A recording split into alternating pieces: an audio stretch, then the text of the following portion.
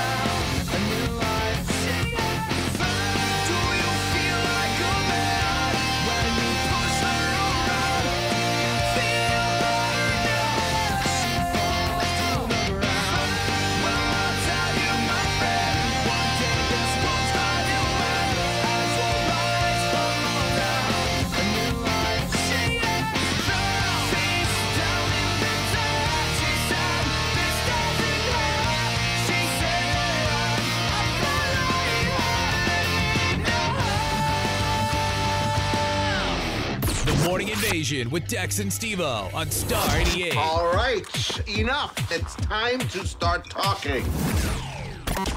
I suppose we should get going. Yeah! Let's go. 10, 9, 8, 7, 6, 5, 4, 3, 2, 1.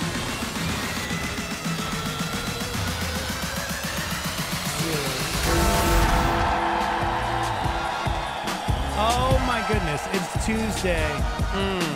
Welcome to the show, everybody. We're live from the Dreamstyle Remodeling Star 88 studios. My name is Dex. That's my partner in crime, Steve-O. Hi. Hi, hey, We're hi. the Morning Invasion. Woo! You guys are the Starmy, that's what we call you. Thanks for hanging out with us this morning. How you guys doing? Chip just signed on Facebook Live. What? Hey, man. Oh, man. Got a great show for you. Yeah. What are we?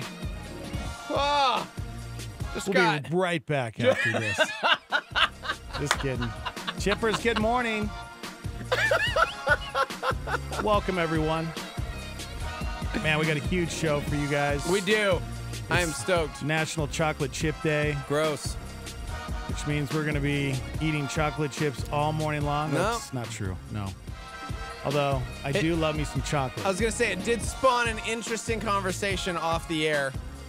And one of our Rad Starmy members, Madison, asked a question a couple days ago on her Facebook page. And I definitely think we got to get to that at some point today.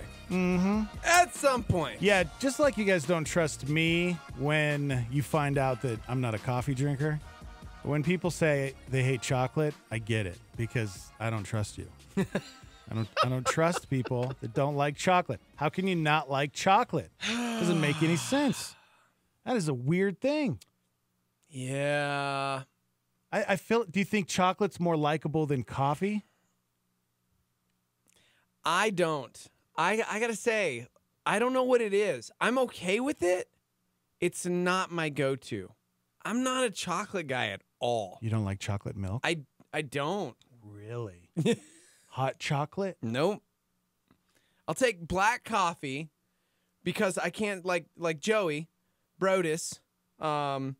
He likes coffee, but really not. He likes hot chocolate. It's like mocha and all these like sweets, and I need black coffee, and I can't do. Yeah. I'm not a chocolate guy, guys. I'm sorry. I'm. You said that this morning off air, National Chocolate Chip Day, and I was like, yeah. One of my kids is like that too. I love They're my not a wife's fan. chocolate chip cookies. I'm okay with those. Soft or hard? Soft. Oh, but the edges are a little like little crisp. You know what I'm Yeah. saying? Like it's like a good mixture. I'm down with those. I just It is like eating not my go-to. the cookie dough, the chocolate chip cookie dough. Oh. Ooh, that's the best. Give you worms. Nah, man. That's what my mom always said. Yeah, right. I don't know how true that is. Raw Salmonella. pasta, cookie dough. Raw There's pasta a list of too? things. Really? There was a I've list never of heard things I that. wasn't allowed to do Huh. that other kids were doing because it gave you worms. Wow. I swear that was like a mom go-to. It was like the do as I say. And Yeah. it's like why? Mm-hmm. And they just the most outlandish things were made up. Right. Gosh. Yeah, I mean, to bring it back, I've been reading this book by Tolkien, Yeah. and it talks about how we have to be careful with our faith and how we view Christ because it's passed down over the generations. Think about our grandparents, Yep. our parents. They've Yep. passed down the view of Christ, of God. Yeah. And that's how we view. Like growing up in the church, I had this different view of God than I do now. Yeah. You know, when you really Oh, yeah. study the scriptures alone and you really meditate on God's word and you get away from all the garbage that you were taught when you were younger, Yeah.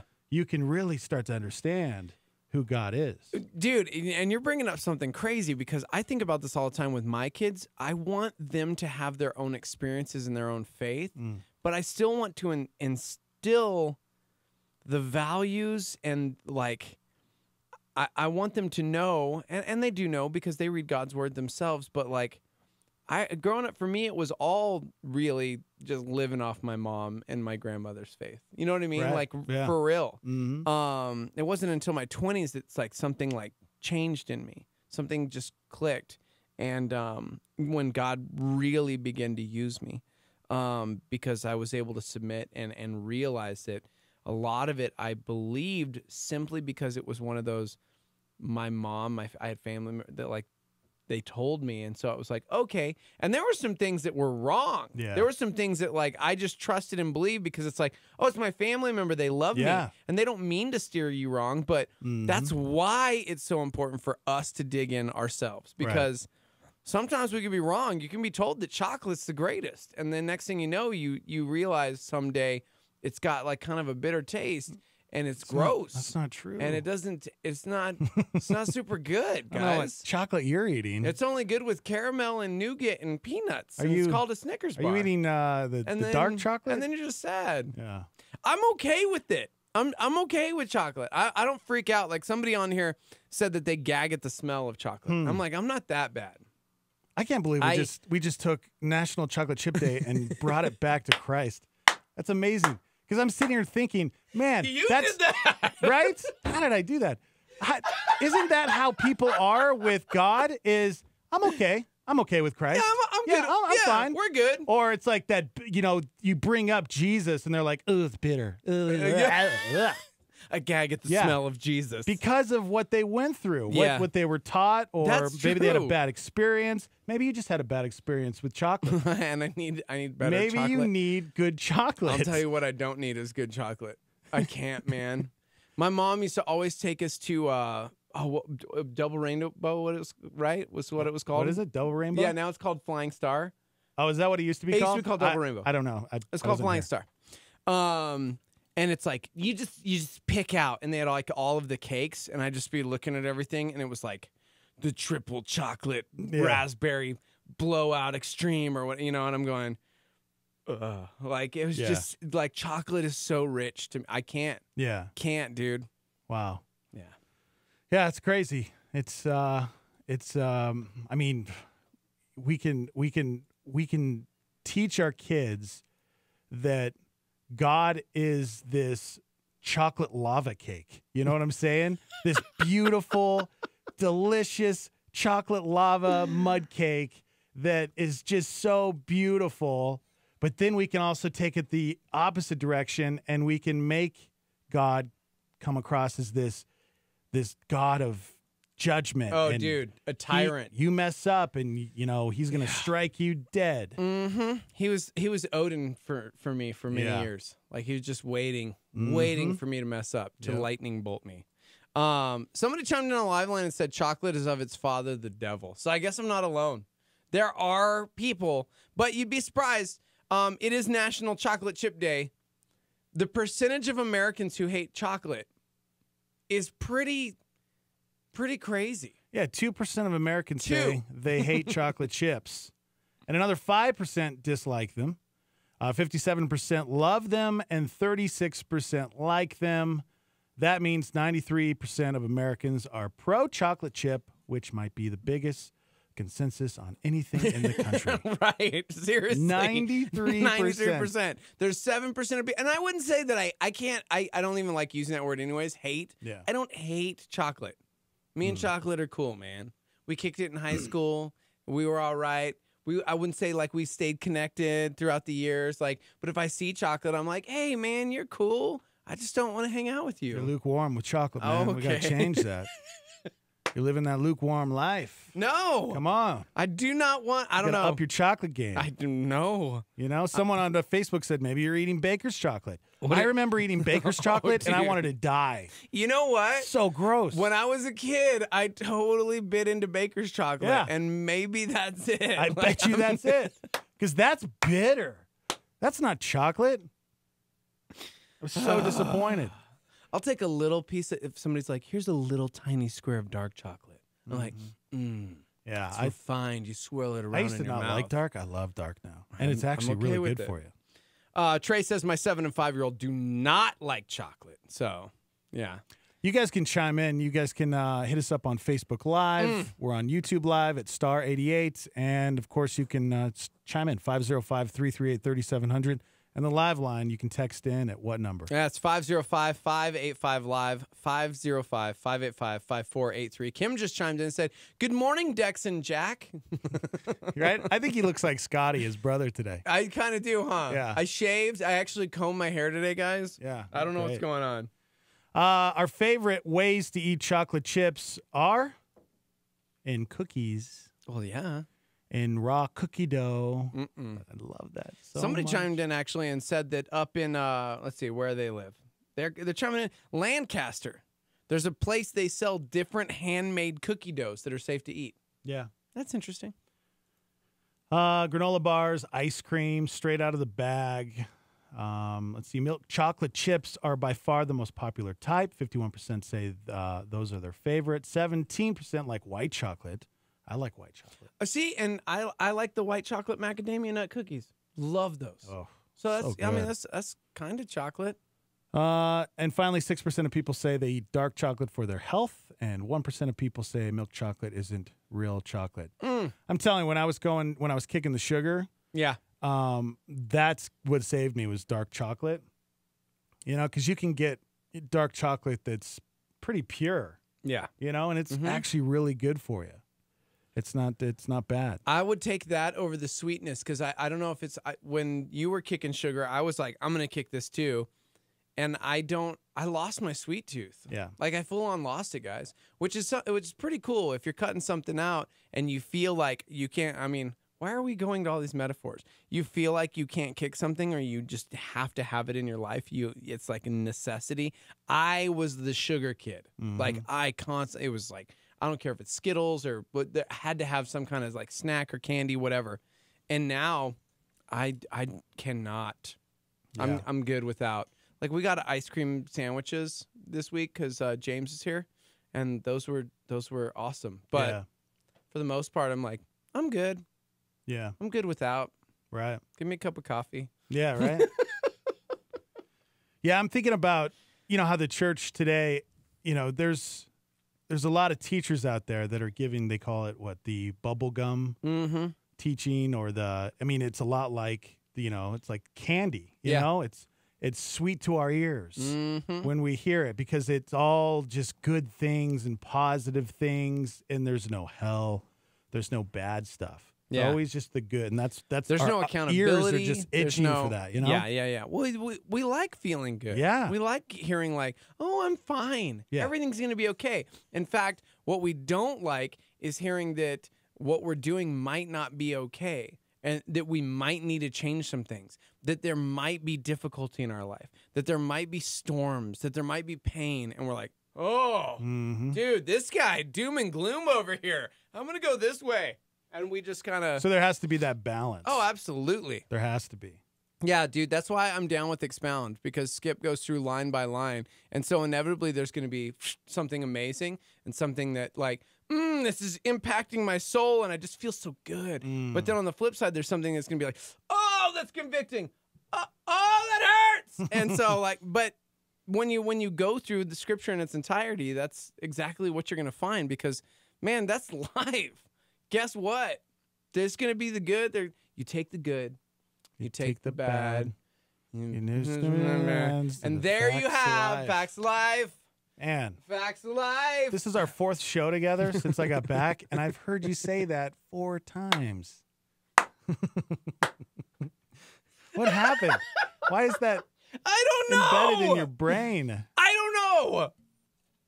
I'm just sick of the 80s, man. Oh, no, don't do this to me. When we come back. I don't want to talk about this, man. I'm not even kidding. We have to talk about it. I know. Because she's a big deal. She was. I'm telling you guys right now, there were 2 people in my life when I was a young lad that were just...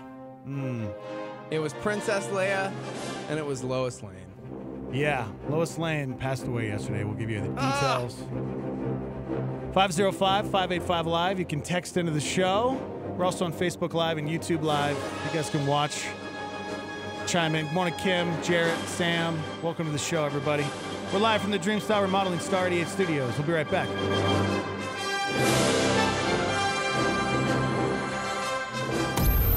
On Star 88, Jensen Franklin reminds us every sin begins with a thought. That's a solar flare.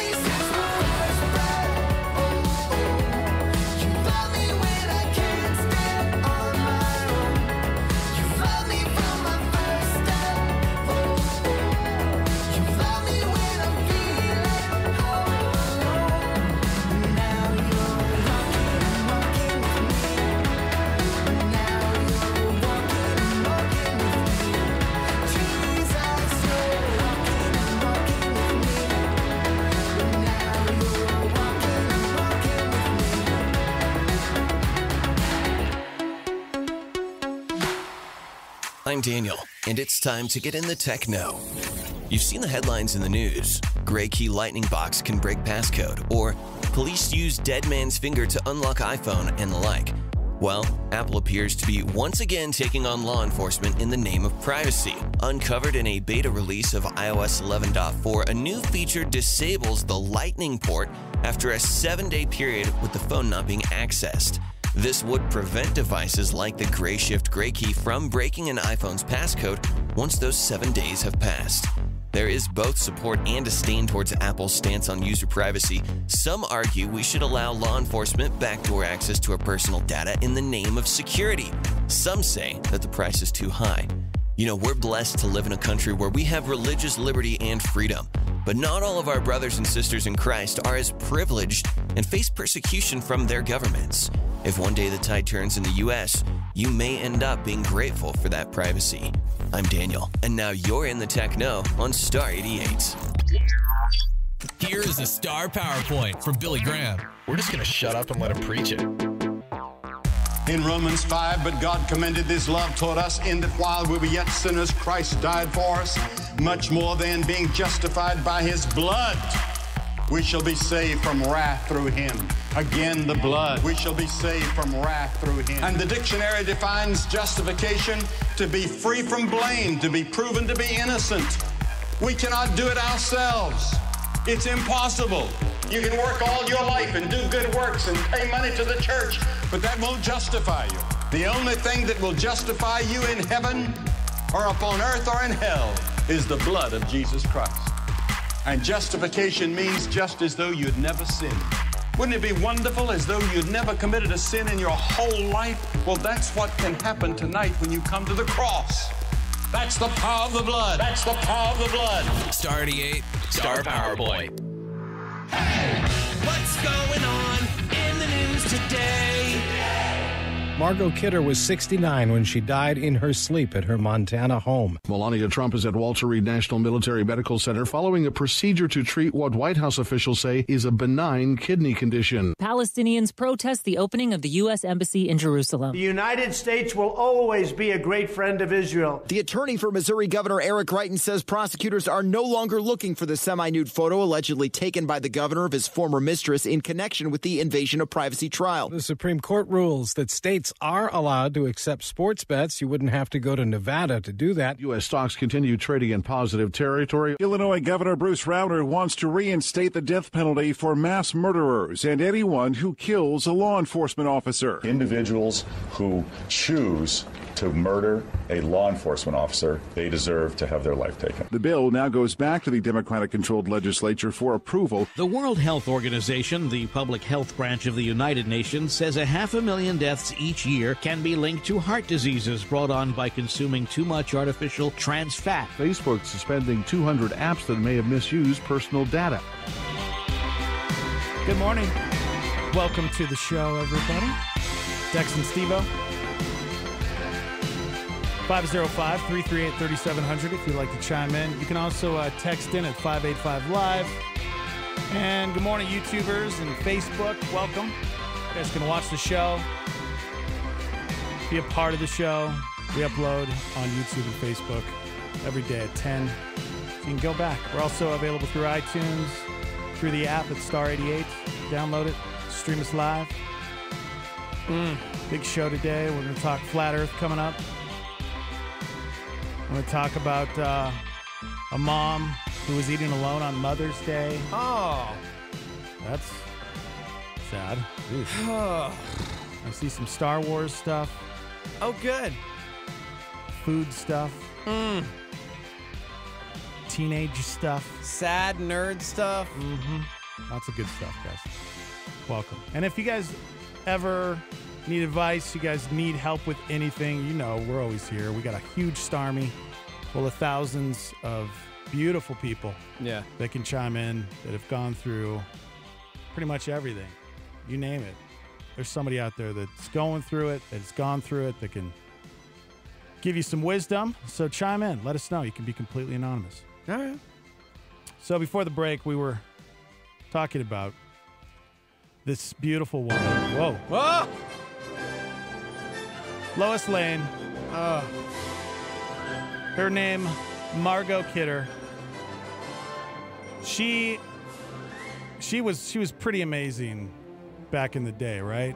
She was Lois Lane in all 4 of the original Superman films with Christopher Reeve. Mm-hmm. And she's from Canada, eh? Oh, is she? Yeah. She's Canadian? She made a professional acting debut in 1969 and in a Canadian television series, and had her first film role in a 68 Canadian movie. Wow. Called The Best Darn Fiddler from Cambodia to Caladar there, eh? She's pretty great. Here's the crazy thing. Yes. Oh, go ahead. No, go. She took the role of Lois Lane and just knew it was going to be terrible.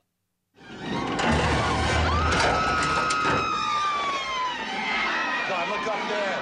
Why? Because she had to fall off a building?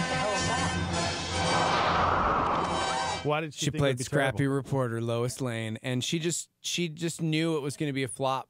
She said, Really? that it. I mean, this. That think was about the this. first. Yeah, that was kind of the 70s. This was. That was the first. That to me, there were other terrible things before that, but Superman the movie, Marlon Brando, Christopher Reeve, Margot Kidder, Gene Hackman, that to me still stands up as one of the best, and Yeah. it's still one of my favorites.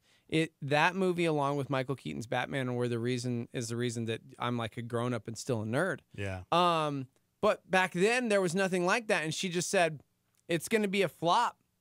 But she saw the premiere in Washington and didn't realize what she was a part of until that moment, and then she said, "quote Nothing prepares anyone for that sudden thing of being world famous.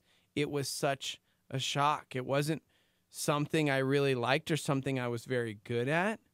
But she also didn't realize how good the movie was until she had seen it at the premiere in Washington, and just knew her life was going to change forever. Yeah. And so, yeah.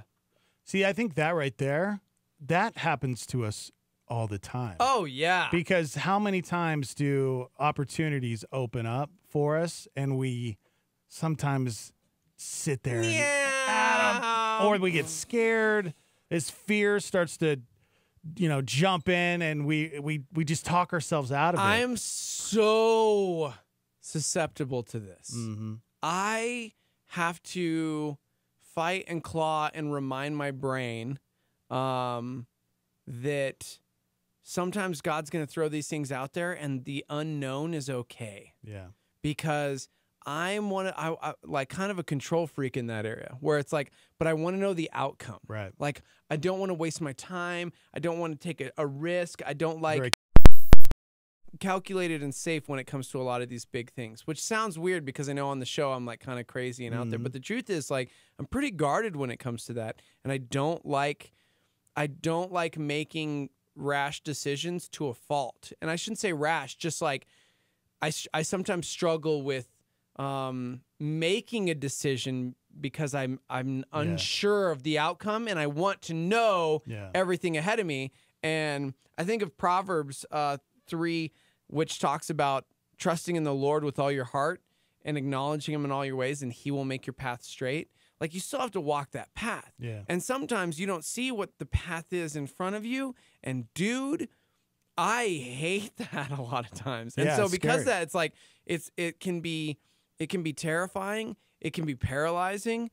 And I'm so glad that she took this chance because I kid you not, guys, as a kid, it was like Princess Leia and Lois Lane. Those were like my superhero mom people that I like looked up to because they were just the coolest women in the world. And it went on to be ridiculously successful. Yeah. But what's interesting is when she talks about this, she talked about the fact that she almost, didn't really go for it because she thought it was going to be a flop. She didn't really know, but she took a chance. You can see that within her life, her personal life, because she was married 3 times. She was sickly, thousands of dollars in medical bills, and 3 marriages later, she was actually homeless in 1996. Wow. Yeah. Somebody found her on the street, and it was like, oh my gosh, Margot Kidder. Yeah. Lois Lane. Yeah. Like, what are you doing? You can be on the top of your game. Well, and yeah. completely just. So it lose turns all. out she actually struggled with bipolar disorder. Oh, wow. And not a lot of people really knew what that was back then. And Yeah, so they never talked about that. It caused these crazy, not just mood swings, but like irrational behavior, ridiculous choices, or decisions. And so in 1996, somebody found her on the street, and it just captured the heart of America because it's like, dude, this is Lois Lane. What is she doing on the street? Yeah. And so a lot of people reached out to help her, and she eventually got back on her feet. And before she died, she became a mental health advocate. And May is Mental Health Month. Yeah. So she became this advocate for mental health. And I got to tell you guys, this month to me is so very important because our mental well-being, a lot of times we don't realize that maybe there's an imbalance. Maybe there's something going on. Maybe there's more than just being like, oh, I just feel sad. I don't know what it is. And so I think it's so vitally important to take care of your physical and mental health. So, yeah, she became a mental health advocate, got back on her feet. She guested on Smallville. Yeah, she did, right? Yeah, and so, yeah, but sadly, she passed away yesterday at the age of, what, 69? 69, yeah. This was one of her last interviews. She called in on a radio show and talked about how she had the flu. Yeah, I'm in bed with the flu in Livingston, Montana, puking about every hour and a half. It's not fun. Yeah, Livingston's right next to where I grew up. It's beautiful, beautiful there. Yeah.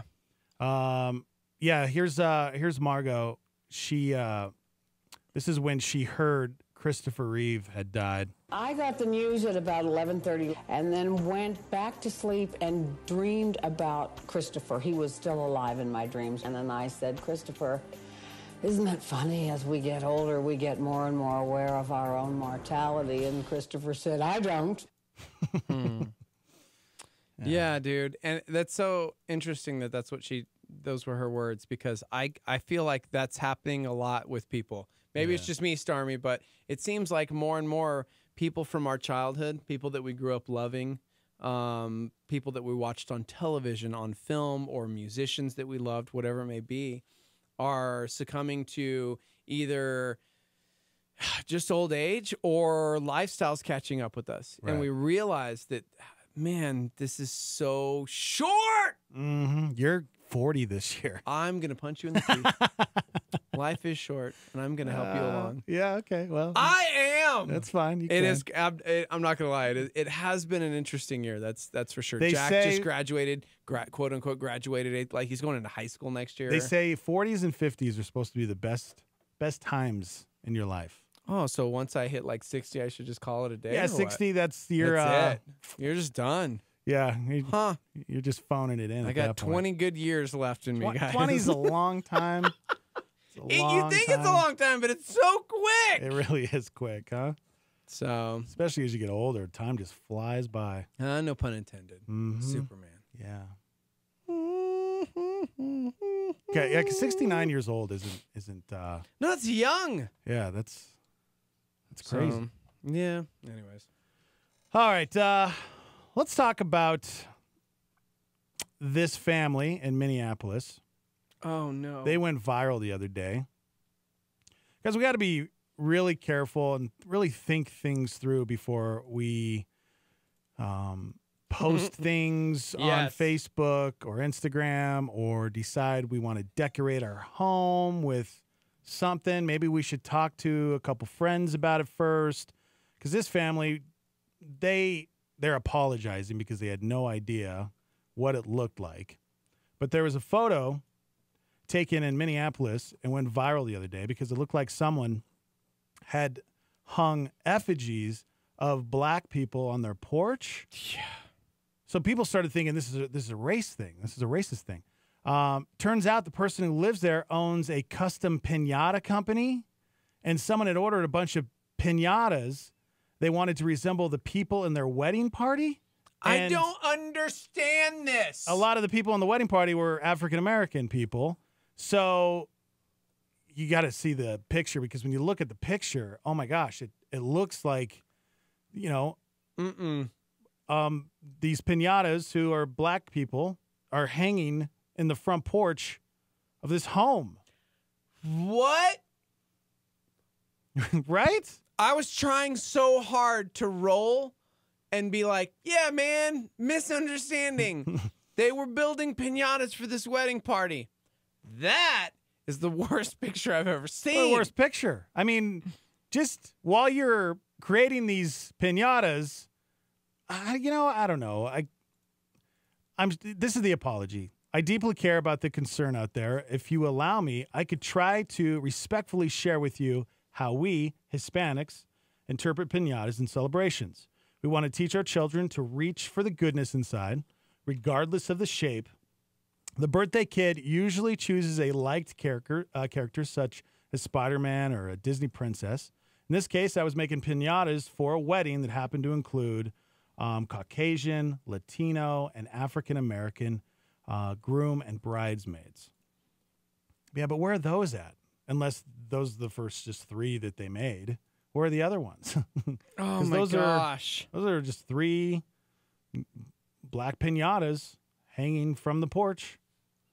Man, I wanted to try, because when we saw this article, it was like, how many times have we stuck our foot in our mouths or like done something? Or I know, because I've gotten emails of situations where I've unintentionally offended somebody because of something I've said on the radio or something I've posted on social media, and somebody took offense to it that was like just a misunderstanding or a misinterpretation of what I was saying.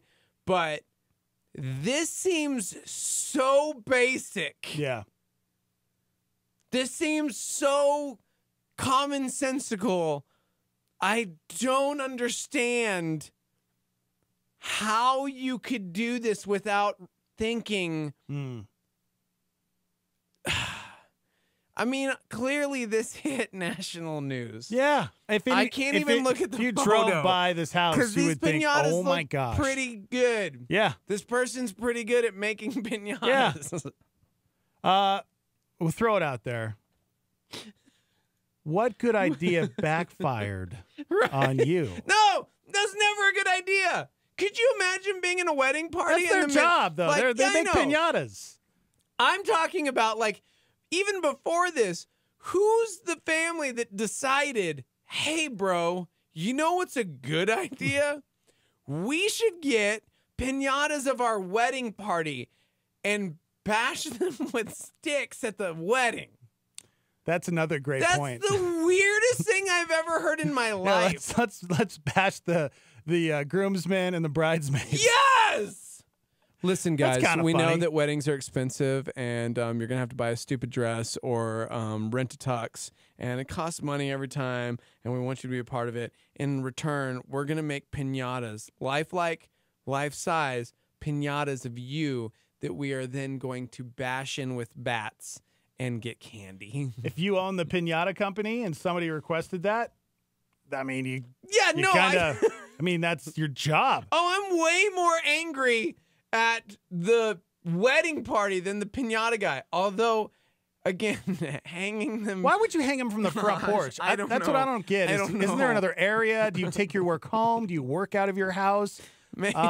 Why are they hanging like on your front porch? Do you have a backyard? Why couldn't you hang them back there? Why do you need to hang them at all? I don't know.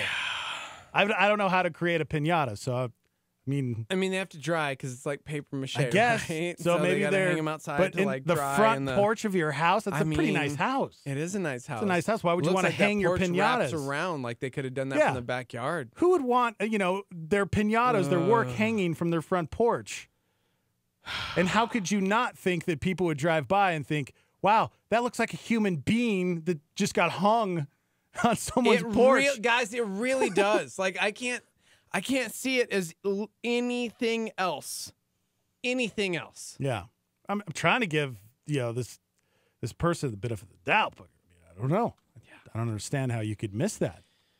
I mean, they clearly said that they were making piñatas that included white, Latino, and African American men and women, but clearly there's only African American piñatas hanging from the porch. Yeah, this is terrible. This is the worst thing I've seen in a long time. 505-585-LIVE. You can text into the show. We're also on Facebook Live. You guys can hang out with us on YouTube and Facebook. Just search Star 88. You can watch us. But chime in. What backfired in your life? Did you, we see it all the time in the news locally. A lot of restaurants will post a sign out front and they're not thinking it through. And, it comes off either racist or, it's easy to offend people now. That's the culture we live in. But we're very sensitive. This piñata thing, I could see why everybody would get upset. I think I would almost knock on that person's door and be like, "Hey, what's up?" Yeah. What? I'm surprised they didn't get a boulder thrown through their window. Somebody said he should have went the PC route. Nope, not finishing that one. Okay. All right. Starby! Gosh! Yeah. Again. Yeah. I'm growing, guys. I'm growing in the Lord. I just did not finish an offensive text from a Starby member. It's not offensive. It's just I don't even want to. Yeah. Matthew on Facebook said they're drying. They have to hang. Well, can't you do that in the backyard? Isn't there another spot that you could make your piñatas other than hanging them on your front porch? Yeah. It's not very good decoration for a beautiful house like that. It's not an ugly house. Remember, the Stormy chimed in with an update that the piñata maker has apologized for hanging the black figures from the porch. And there's a photo of all of the bridesmaids, like red and yellow, black and white. Okay. Their piñatas in his sight. Jesus loves the little children of the Lord. I totally remember that song from church when I was a little kid. Yeah. Red and yellow, black and white. How is that okay? How is that okay, 2018? Can you still do that in Sunday school? Is that bad? I don't know. I don't know. I mean, it's still a pretty... I'm not gonna lie. When I was a little kid and I was singing it, I wasn't thinking of people types. Yeah. You know what I mean? Like, I'm like, oh, okay, cool. Yeah. There wasn't anything to go along with it, so I didn't realize that the red and yellow, black and white. Yeah, I couldn't understand humans. I thought there's yellow people out there. I've never. Right. I grew up in Montana. I only saw white people. Yeah, and so there's red people and yellow people out there that exist. Got to fix the lyrics to that song, man.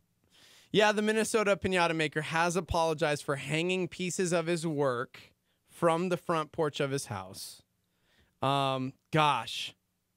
He lives in a mostly African American neighborhood.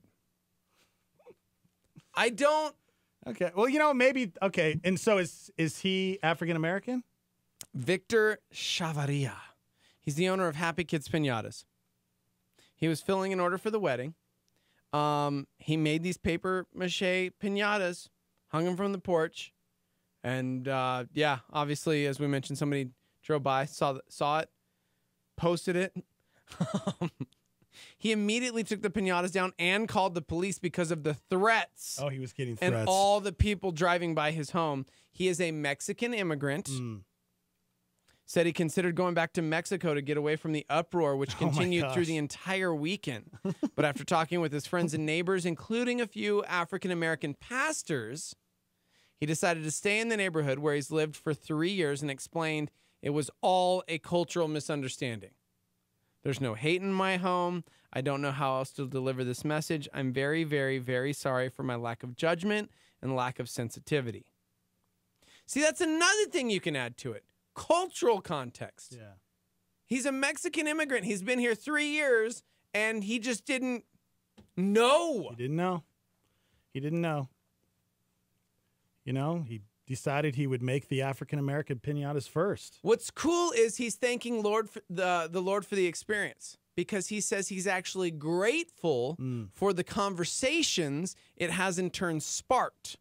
Because many of his African-American neighbors explained to him why the photo was disturbing, but they also offered their support for the man who's known as the piñata guy once they realized he didn't really know what he was doing.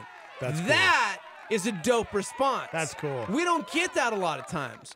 Like, he took that and said, all right, cool. Well, I'm learning. And then, in turn, the neighbors didn't freak out on him and stay offended once they realized the situation. Right. Imagine that, guys. Coming to a place of understanding because you see where that person was coming from, even though we have cultural differences. And they came to a place of, like, shaking hands and being neighbors again. That's cool. Gosh, that's great. That happened in America, guys, in 2018. Good job. We did it. Yep. We did it. Yep. No matter what happens today, you mess up, somebody else messes up. Hey, have that conversation or just look at it in a different way. Other than getting offended, take a step back and try to learn from those. Talk about going the extra mile in Scripture. One of his neighbors, one of his African-American neighbors, parked his truck in front of his home and talked to the people who were driving by throwing stuff and, like, yelling. He would slow them down and explain to them that he was a Mexican immigrant, that he meant no harm. Oh, wow. It actually got the neighborhood united, which is kind of cool. So he said he's also making one other change from now on. He's going to dry his piñatas in the back of the house. Thank you. That's what I said. Like, what's up? Yeah, dude, I don't care if it's like a Superman piñata. Nobody wants to drive by and see Superman hung from your front porch. Not at all. No one! Bad. Gosh. You got to think things through, guys. Well, to be fair, he didn't know. This culture's different, man. Ask somebody. That's what it all boils down to. Yeah. Just ask. If you don't know, ask. Good morning, everybody. Welcome to the show. 505-585-LIVE. You can text in. We're live on Facebook and YouTube. Love when you guys chime in. All right, when we come back, there's a guy that has saved 2.4 million babies. Millions of babies this guy has saved. We'll tell you how he did that when we come back from the Dream Style Remodeling Star 88 Studios. Hang on. We all want the best future for our children. Our next generation of leaders need a strong foundation. With small classes, a great sports program, and affordable tuition, Evangel Christian Academy strives to equip students for the work God has for them. ECA's mission is to shape and empower the Christ-loving leaders of tomorrow. By using a leadership-driven and individualized learning model, our staff can better prepare your student to stand strong in their faith and be ready for the real world. ECA also utilizes dual credit through C&M by offering 4 courses on our Academy campus taught by our staff. Since 1976, Evangel Christian Academy has been serving children from preschool through 12th grade and is fully accredited. We are located at 4501 Montgomery Boulevard Northeast in Albuquerque and are currently enrolling for the 2018-19 school year. Please contact Evangel Christian Academy for a tour today at 505-883-4674 or go online to ecanm.info. That's ecanm.info. Deep roots.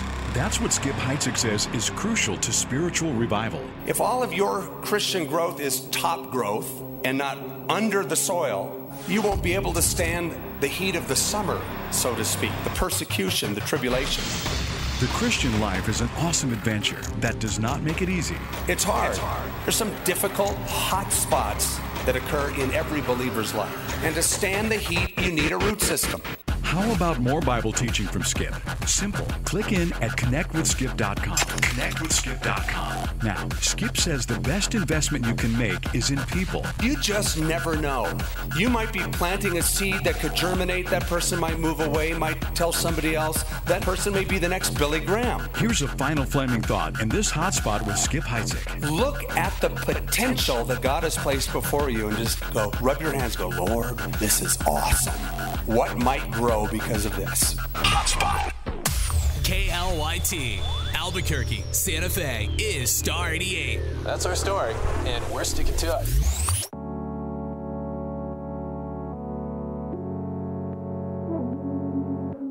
Out of your milk, out of your milk. Why do you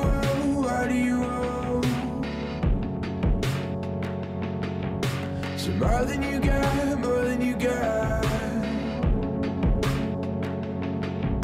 So more than you know, more than you know. The moon's right there in front of me. I can see with my mind. It moves right there inside of your love, but you're holding me down. The moon's right there in front of me. I can see with my mind. It moves right there inside of your love, but you're holding me down. You're holding me down.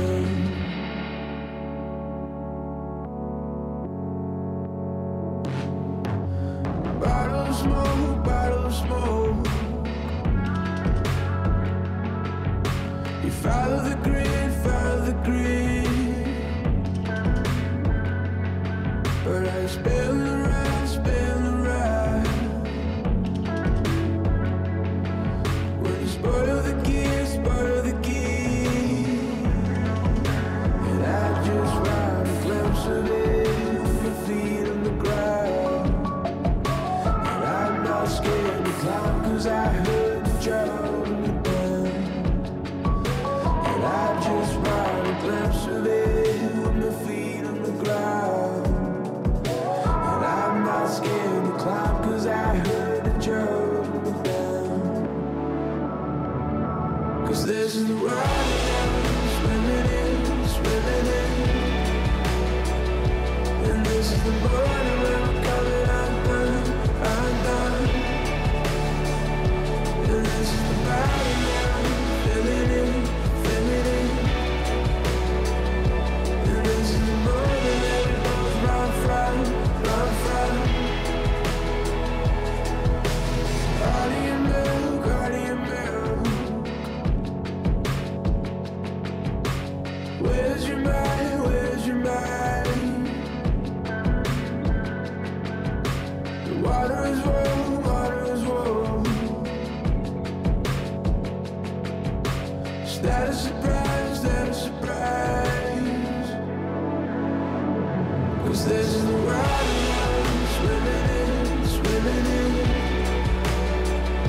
And this is the morning when I'm coming undone, undone. And this is the body I'm filling in, filling in. And this is the moment that we both run from, run from. And this is the water I'm swimming in, swimming in. And this is the morning when we're coming undone, undone. And this is the body I'm filling in, filling in. And this is the moment that we both run from, run from, run from. It's the Morning Invasion with Dex and Steve-O.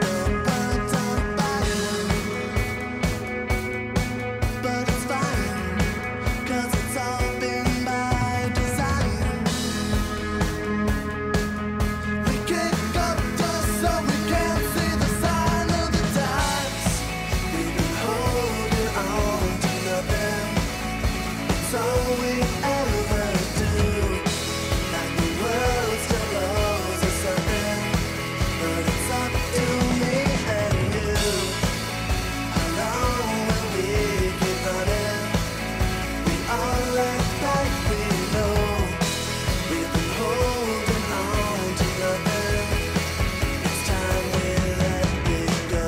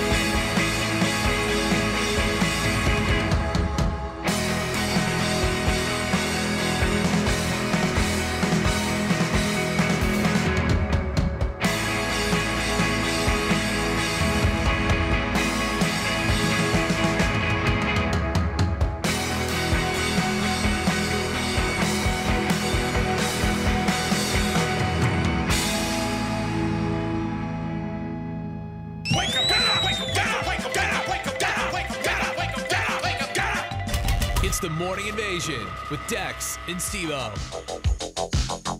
Oh, hey guys, what's up? How's your Tuesday? It's going, bro. It's going. Good. Yeah. Glad to hear it. Welcome, everybody. Coming up on Thursday, we got a couple cool features. Starting at 7 a.m., 3 Degrees with Brian Nixon. He really brings it back, man. Just brings it all back. Then coming up at 9, Shock Therapy Live. Is Nate back in town? You gonna be back? Yes. Is he back? Mm-hmm. Yeah, he was at church on Sunday. So I saw that guy. Get your questions in. Did you say hey guy? I said hey guy. Hey guy. Hey guy. Get your questions in for Shock Therapy Live. It's an hour call-in show, text show, email show. You just give us your questions, things you're struggling with, and we'll discuss. 9 a.m. on Thursday. 505-338-3700 if you'd like to call in. Phone lines are wide open. You can always discuss whatever you want. You can also text in. What's the live line number? 505-585-LIVE. That's 505-585-5483. If you'd like to chime in, hang out with us. Yeah. Let's do some good news. Good news, ladies and gentlemen. Good news is good news, and the good news is... I've got good news and good news. Pretty good. Put some good in your morning. Good news, there's a monkey jumping on houses in the neighborhood. You know, most people, when they retire, they get a gold watch. James Harrison deserves so much more than just a gold watch. Harrison, known as the man with the golden arm, has donated blood nearly every week for 60 years. After all of those donations, the 81-year-old Australian man retired Friday. The occasion marked the end of a monumental chapter. According to the Australian Red Cross Blood Service, he's helped save the lives of more than 2.4 million Australian babies. Dang, dude. 2.4 million. Harrison's blood has unique disease-fighting antibodies that have been used to develop an injection called Anti-D, which helps fight against Rhesus disease. I don't know if that's how you say that. Rhesus? Rhesus? Rhesus? Maybe the R is silent. Rhesus. The disease is a condition where a pregnant woman's blood actually starts attacking her unborn baby's blood cells. In the worst cases, it can result in brain damage or death for the babies. And this guy, every week for 60 years, has donated and has saved 2.4 million Australian babies. Gosh, man. What have you done with your life? Oh. Huh? What are you doing with your life? Okay. Have you saved one baby? I've donated blood. I donate blood every year for Good Friday. Yeah? Yeah. Good. It's kind of hard because I'm a dumb. People think about this, tattooed people, to find a vein. And then they have to do it on your hand, and it's way less fun. Really? I've never had it on my hand. I didn't leave a spot for them to find like a good vein. Oh, wow. Yeah, I was really stupid. Painted up my arms like a dumb. These are things you don't think about. You don't think about those when things. you're Yeah. There's so many things to think about, guys, when deciding to mark your body like a dumb. Harrison's remarkable gift of giving started when he had major chest surgery when he was just 14. Blood donations saved his life, so he pledged to become a blood donor. A few years later, doctors discovered his blood contained the antibody, which could be used to create anti-D injections. So he switched over to making blood plasma donations. Isn't that when they take the That's plasma? different, I heard that's painful. Yeah, I've never done it. Doctors aren't exactly sure why Harrison has this rare blood type, but they think it might be from the transfusions he received when he was 14 after his surgery.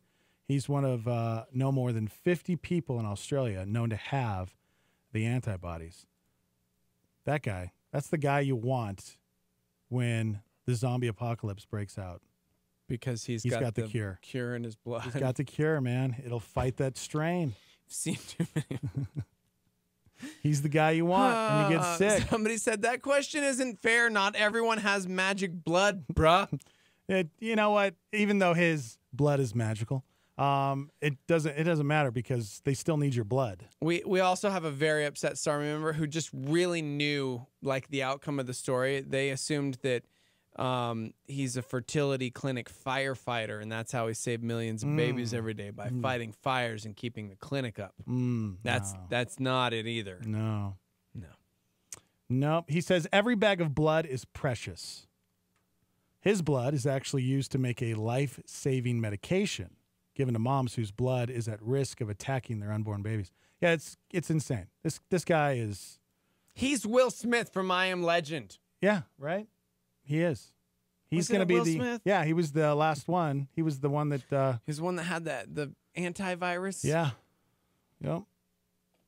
Man, that's pretty incredible. You know, when you find out that you can make a difference like that and you're actually doing it. I was just about to say, when you find out that you can make a difference is one thing. When you step up to do this is way more incredible. Yeah. Because all of us have had those opportunities to step up in one form or another. But how many times have we been like, somebody else will do it? Yeah.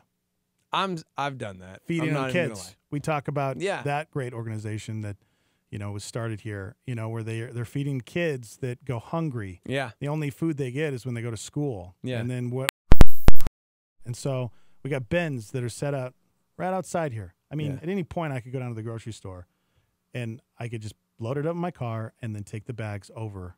Yeah. What? I don't know, 50 yards away, you know, 20 yards away. It's not that hard. How many times have I done that? How many times have you done that? Gosh, man. You know what? I'm going to go to the store real quick. I'll be right back. No. We got a show to do, man. That's how you're saving lives right now. By telling someone else to save a life. Yeah, see, but is that enough? Right. Because then no, I mean we still have because I could totally justify that and be like, well, I'm telling everybody about it, so I don't have to do it. People to do it. Yeah. Hey, some are teachers, right? Like some of us, we all have different roles within the body. I don't have that gift, guys. We have the gift of telling other people what to do. Yeah, I don't have the gift of doing. I have the gift of telling. Do as we say, as we stand here and do not. Isn't that the worst, though? I think that's the worst one, is the person that talks and talks the big game but doesn't ever have a follow-through. Like, I don't want to be that guy. No, but we still step out and do things when What's the last good thing I've done? This morning? You, sir. I'm trying real hard. See? Trying to think of something. See? I don't do any good with my life. Somebody said this is really interesting that Australia is not acknowledging that he saved babies when these were unborn. So that means the unborn children really are more than just a clump of cells in Australia. Right? Someone else is kind of freaking out because he did donate every single week, and clearly that means the rules are different in Australia. It's because he's Australian, man. He fought snakes as a baby. I mean, that's what they do in Australia. Because out here, you have to wait like 6 weeks. When you donate blood, you can't go back like every week. Yeah. So, and for plasma, they make you wait even longer. Really? Mm-hmm. Huh. So, welcome to Australia. Yeah, that's You're fighting the kangaroo as a baby. Ah! Well, it even says here, it says almost every week, but, he might not have been every week. So almost every week. Yeah, it's still pretty impressive. Yeah. Ugh. So I don't know, just a good friendly reminder to do something today. Yeah. That, something so small, I don't think we realize, what kind of impact that can have on someone's life. Just smiling at somebody. Yeah. Mm-hmm.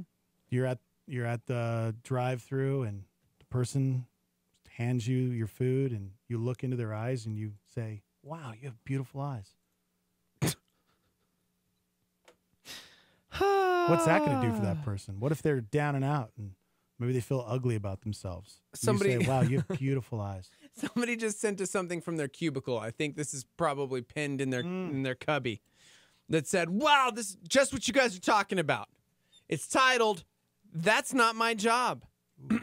I need story music. You got it, man.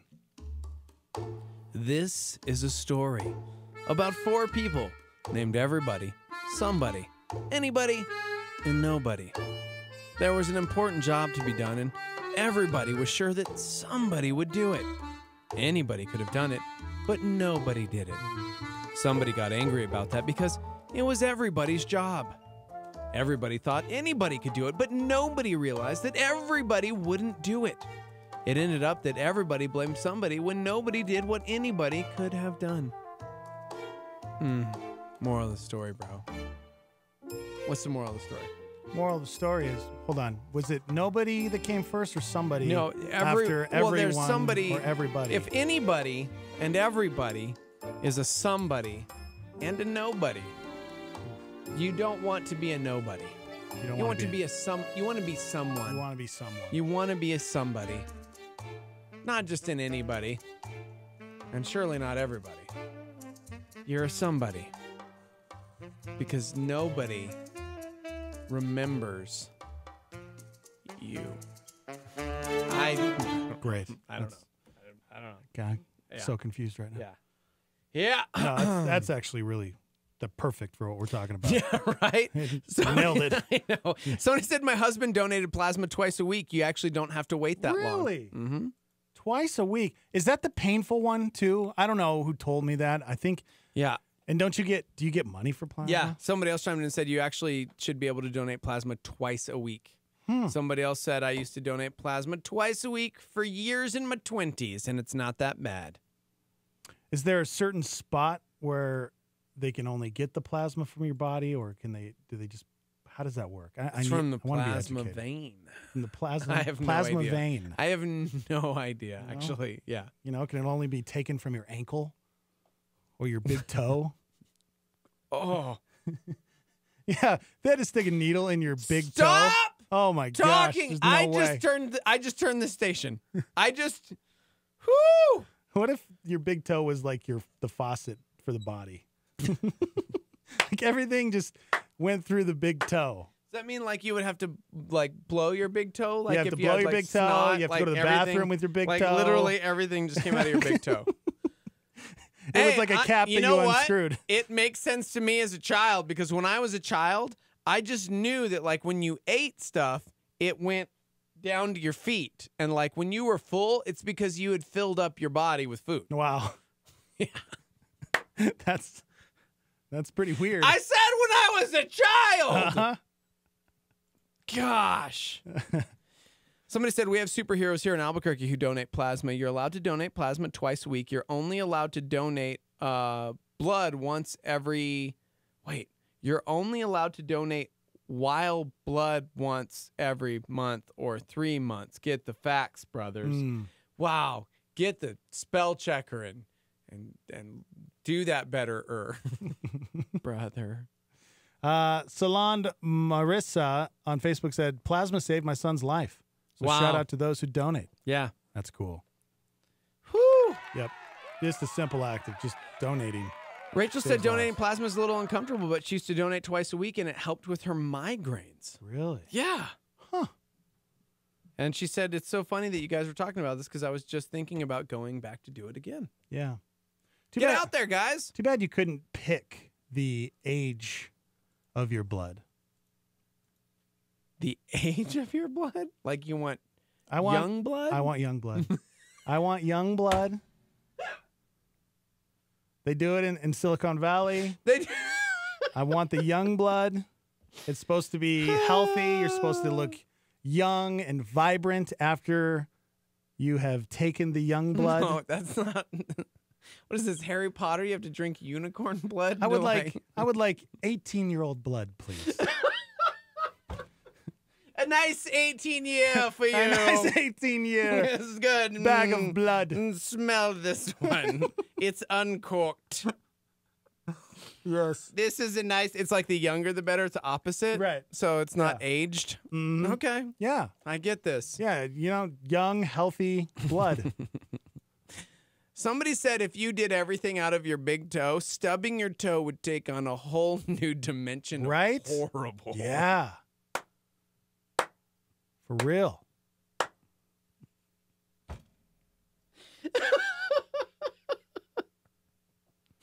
We have also confounded people with the everybody story. Somebody said, wait. So everybody is a nobody, but what? I've been sitting at a green light trying to figure this story out. Wait, what? Everybody is a somebody. But somebody, no, everybody, there's 4 people and they were each individuals. Right. So somebody thought that anybody would do it, but nobody did it. Does that mean that the job got done if nobody is a somebody? Nobody. Wait, Nobody got the job done. Nobody's related to. Nobody got the job done because we all think that somebody else out there was going to do the job. is going to do the job. Yeah. That's it in But a nutshell. nobody ended up doing it. Yeah, nobody's going to do it because But everybody if thinks nobody's a somebody else person, is that doing means it. somebody ended up doing it. But not somebody because somebody's also a person. I mean nobody. Because they said there were 4 people in the story. Right. So if nobody's a person, that means that person did the job. Right. Because they said nobody did the job. Right. So somebody did the job. Somebody did the no, job. well, not somebody, because somebody's another person. Well, maybe it depends on how many somebodies did the job. No. There's only one somebody in the story. Oh. Somebody is a person. His name's Ralph. But nobody is also a person. That's Jeff. Oh. Jeff did the job. So the job got done. So then, why are we arguing? Then Ralph didn't have to do the job. Ralph because didn't do the job, but Jeff Jeff did it. Yeah, but what if Ralph stepped in and did the job too? Right, but he didn't need to because Jeff did it. Nobody did the job. What kind of job is this? I don't know. See, that's what we need to find out. Well, what's the job? Because if it's giving blood, you can't use that because somebody is always going to need somebody's blood. Somebody being Ralph. Right. Right. Wait, but Ralph will always need Ralph's blood? Yeah. Okay. And Jeff? Someday down the road, you're going to need that blood. Ralph chimed in and said, when I had my daughter, I had to get a couple blood transfusions, and without it, I would have died. I started donating blood on the regular after that, but I can't donate plasma anymore because my body developed an antibody from the transfusions. Totally bummed about that. Oh, wow. But thank you, Steph, for continuing to donate blood. That's amazing.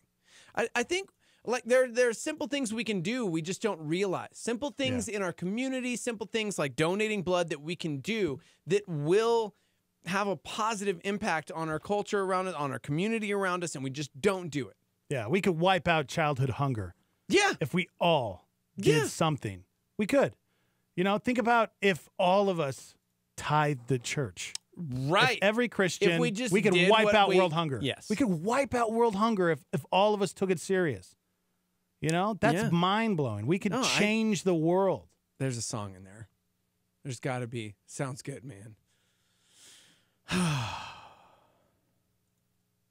Gonna make a change. What's in my That's literally where my brain went. I immediately started singing MJ in my head. Mm-hmm. Wait. Somebody else figured out the moral of the story. Nobody is actually the Australian guy. He did the job. He shall be renamed Antibody. Instead of nobody. Antibody. Because he's got the Okay. Yeah, I don't know about that. That was really. Thank you to the Star member that sent us that confusing story. Well, I'm gonna go. Thank you. I'm gonna go too. Okay. We'll just take a break. Take a break. Gotta take a break. Be somebody today. That's the moral of the story, right? Be somebody. Well, you are somebody. But do something. Do anything. Somebody out there better donate blood today after that conversation. You know what? Maybe it should be me. Right? 505-585-LIVE. You can text in. You can also call the live line as well and leave a voicemail if you can't get to the phone lines, or maybe you want to say something, you have something you want to share. We're also on Facebook Live and YouTube Live. Good morning, Jacob. Stephanie, good morning. Brianne, thanks for joining us on Facebook Live. Just search Star 88 on YouTube and Facebook. All right, when we come back, we're going to talk about this mom who was eating alone on Mother's Day. Something that sounds really sad, but there's something great that came out of it. Okay. And flat earthers, get ready.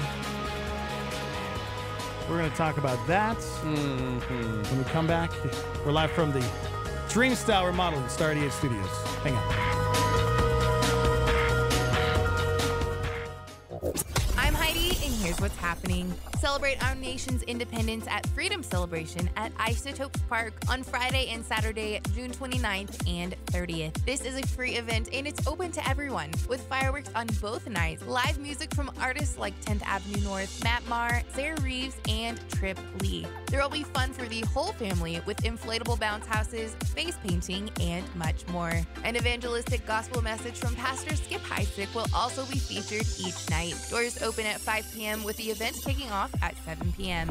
Summer is almost here. School is ending, and more things are happening in our community. Do you know of any free summer activities coming up, like a VBS? If you do, let us know. We'll talk about them on the air and feature it on our website. All you have to do is send us the details to the wire at star88.fm. For more information about events happening in your community and so much more, visit star88.fm. For what's happening, I'm Heidi, and this is Star 88. Martin Luther with a solar flare. To be a Christian without prayer is no more possible than to be alive without breathing. Star 88.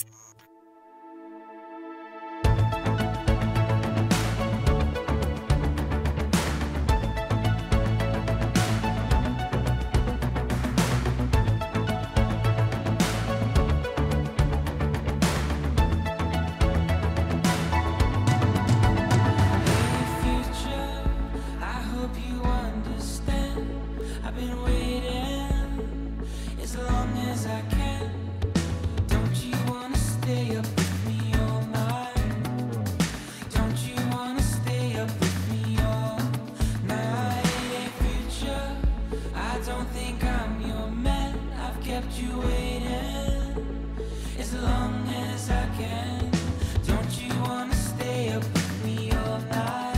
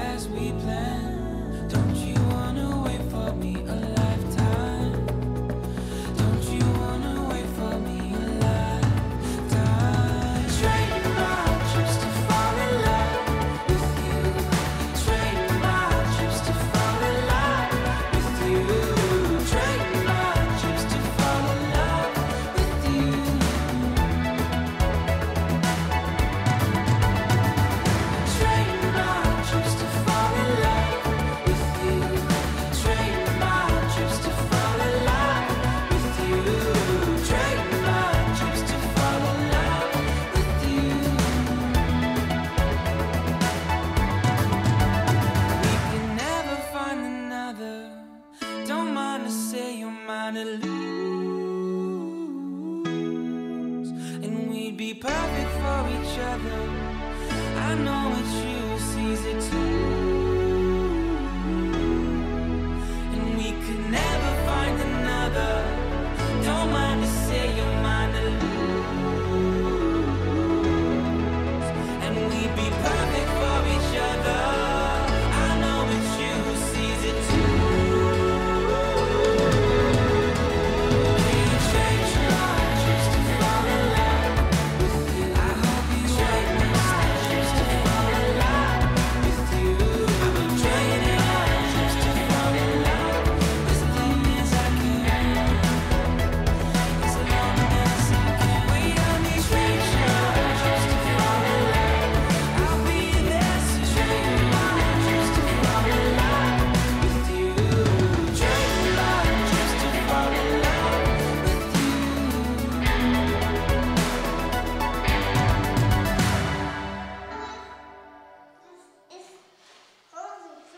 Rich Wilkerson Jr. reminds us that if we desire to lead, we must first learn to follow.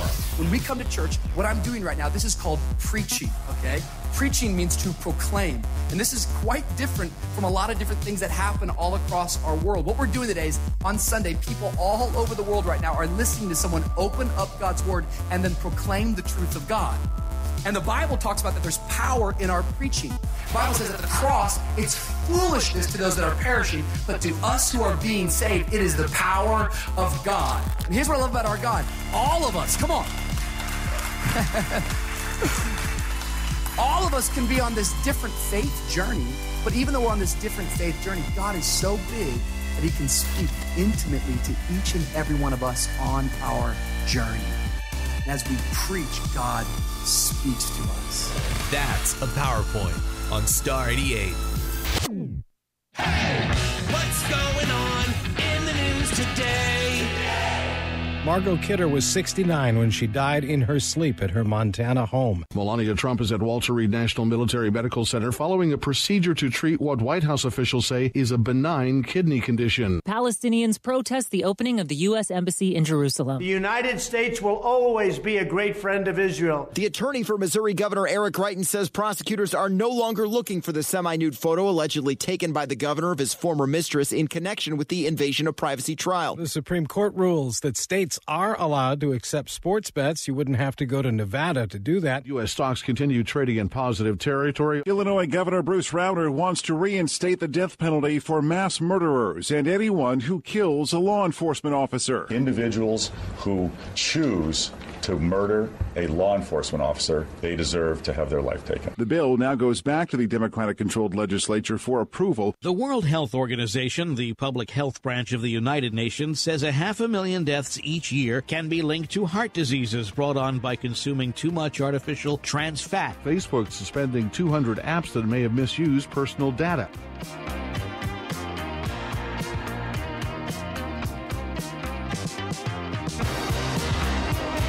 Welcome, everybody.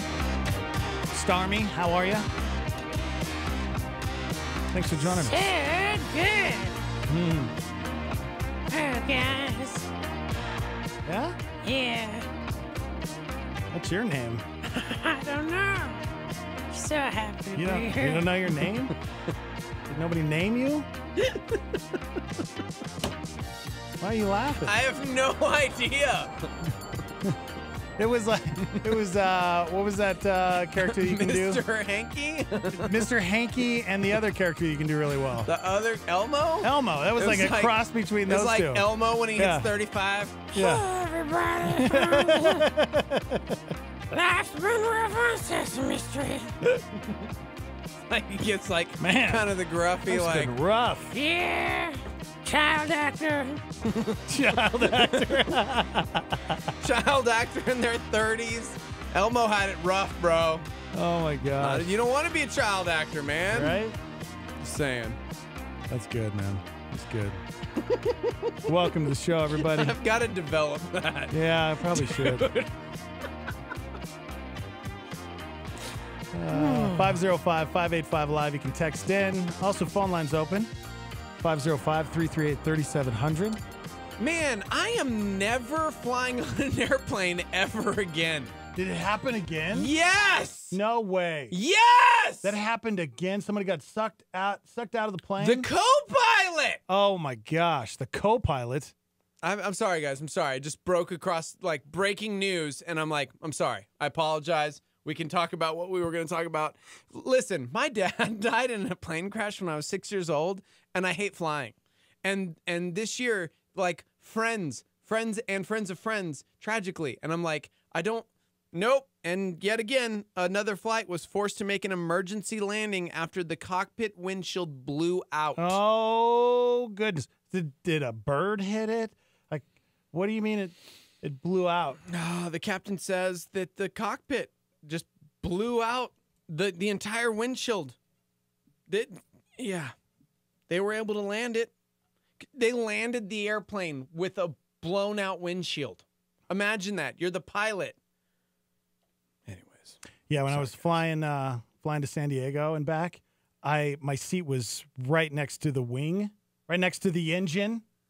That's all you can think about. That's what everybody, even the conversation around me, everybody kept talking about that. Well, I guess we're the first to go. If something happens, we're going to get sucked out. The pilot said there was no warning sign. Suddenly, the windshield just cracked and made a loud bang. The next thing he knew, his co-pilot was sucked halfway out the window.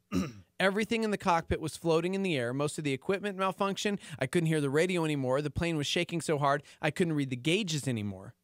The co-pilot, who was wearing a seatbelt, was pulled back in. He suffered scratches, a sprained wrist. He's going to be okay. One other cabin crew member was injured in the descent, but none of the other plane's 119 passengers were injured. They were able to land the flight safely because this pilot just somehow had his wits about him. What airline? I don't want to say. I'm like, does it matter? I don't. It wasn't. Well, I mean, it wasn't Southwest. If it's the same, no, it was not Southwest. So, yeah, it's pretty rare, but for this to happen so close to the other one. Well, and there was one after that too. Oh, what? A window blew out. Another window blew out. Oh my gosh! And I'm like, never flying again. ever. I feel like we got to replace those windows. Yeah. You know, maybe not make them glass so they can actually break. Can we just go back to like rough times, Elmo? Yeah, can we, please? Hey guys, listen, man. Yeah. Just really need some help falling on hard times. I'm like scratching my neck. I don't know why I'm doing that. Streets got rough, man. Sesame Street got rough. I mean, you really embody that character. Yeah. You like turn into. I'm just like, I just want to go back. I just want to go back to anything other than airplanes. Yeah. What if they started selling the Hard Life, toy? Hard Life Elmo? It's a character that's homeless. It was like, there was Tickle Me Elmo, and this is like Don't Touch Me Elmo. And Yeah. it's like, Hey, man, look, man. like fell on hard times Elmo. why would we do that? Because then we could teach our children. Not how everybody to treat. has to have that traumatic story. Elmo will never have that. Do you know what I mean? There was like a season where it was like, well, everybody, like, it's not all just cut and dry, like, oh man, and then everything's just lovely and wonderful. Like we talked about this morning, the idea of suffering and all of these things. But I think there was a time when it was like trendy to be like, man, here's my testimony. But then they would like hang on the negative for so long that you're like, where's the hope? Yeah. Where is the restoration and the redemption? Man, you were clinging to this crack story for a really long time. I'm serious, man. And I'm like, that's not it. But yeah. Oh gosh, themes. No. It's 2018, man. No. Yeah. 505-585 live. You can text in. Thank you for calling. Phone lines are open at 505. Although I kind of feel like we're onto something. Maybe this actually could be a tool used for children to be like, look, man. Exactly. That's what I'm saying. Don't fell on hard times. Make Elmo. the wrong decisions. This is what could happen to you. Look, man, one bad decision led to another, and next thing you know. No, I can't even. Oh, gosh. Oh, Elmo! I'm sorry, man. Because normally it's like, hey, everybody. It's like super exciting. Yeah. It's like, it's time. It's just really rough, man. Maybe it's a package of the regular, oh, I'm great, Elmo, and then the fell on hard times, Elmo. So that way the parents can take one away, replace it with the fell on hard times one, and be like, man, he fell on hard times. Just this is what happens with life. Yeah, and maybe that's an example of like taking someone in who fell on hard times. What are you going to do to help this person? Right. I think we got a great business idea. We got to pitch that. Fell on hard times. I'm Googling that real quick.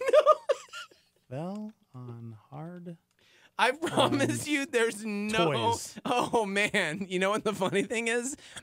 Somebody said technically Sesame Street has that character already, because isn't Oscar the Grouch kind of just the hard times? Why? Because he lives in a trash can? Is he? I've never thought of him as the fell on hard times, like homeless. He lives in a trash can. I've never thought about that. Me neither. Until this moment. Why have I never thought about why he was in a 40 years old? I've never thought about him in a garbage can and what that meant. Like, why is he in a garbage can? He's homeless. That's crazy. What? I gotta Google this now. Oscar. Oh my gosh. Is Oscar the Grouch? Oh, somebody Googled it before. Homeless. Oh my God. Well, no, he lives in a trash can, so clearly. Okay, it says Oscar the Grouch is a furry green grouch who lives in a trash can. In fact, he loves trash so much that he's rarely seen outside of his trash can. While Oscar has had many pets, his closest companion is his worm, Slimy. And to be fair, somebody else said they've already had like the addict on Sesame Street because Cookie Monster can't get away from those cookies. Oh my gosh. Like Wow. Sesame Street was trying to teach us things, man, but we were children, so we didn't understand it. This is crazy. This person said, this is something I've been wondering about for quite a while.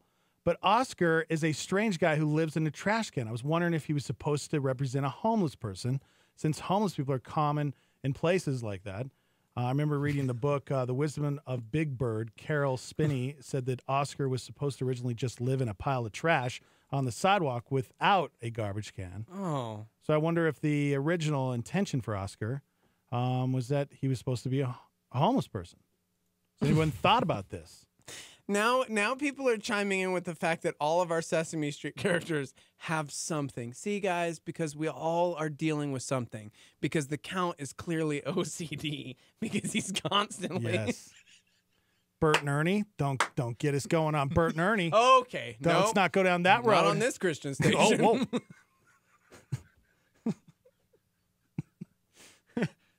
Big Bird? What's up with Big Bird? What do you mean, what's up with Big Bird? Oh, he's got problems. No, he does not.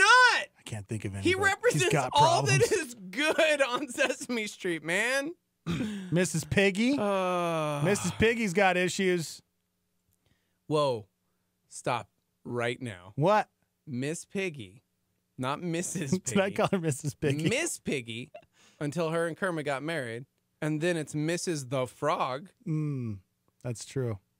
Yeah. Miss Piggy is a Muppet, not to be confused with Sesame Street, which is entirely different. You're like messing things up right now.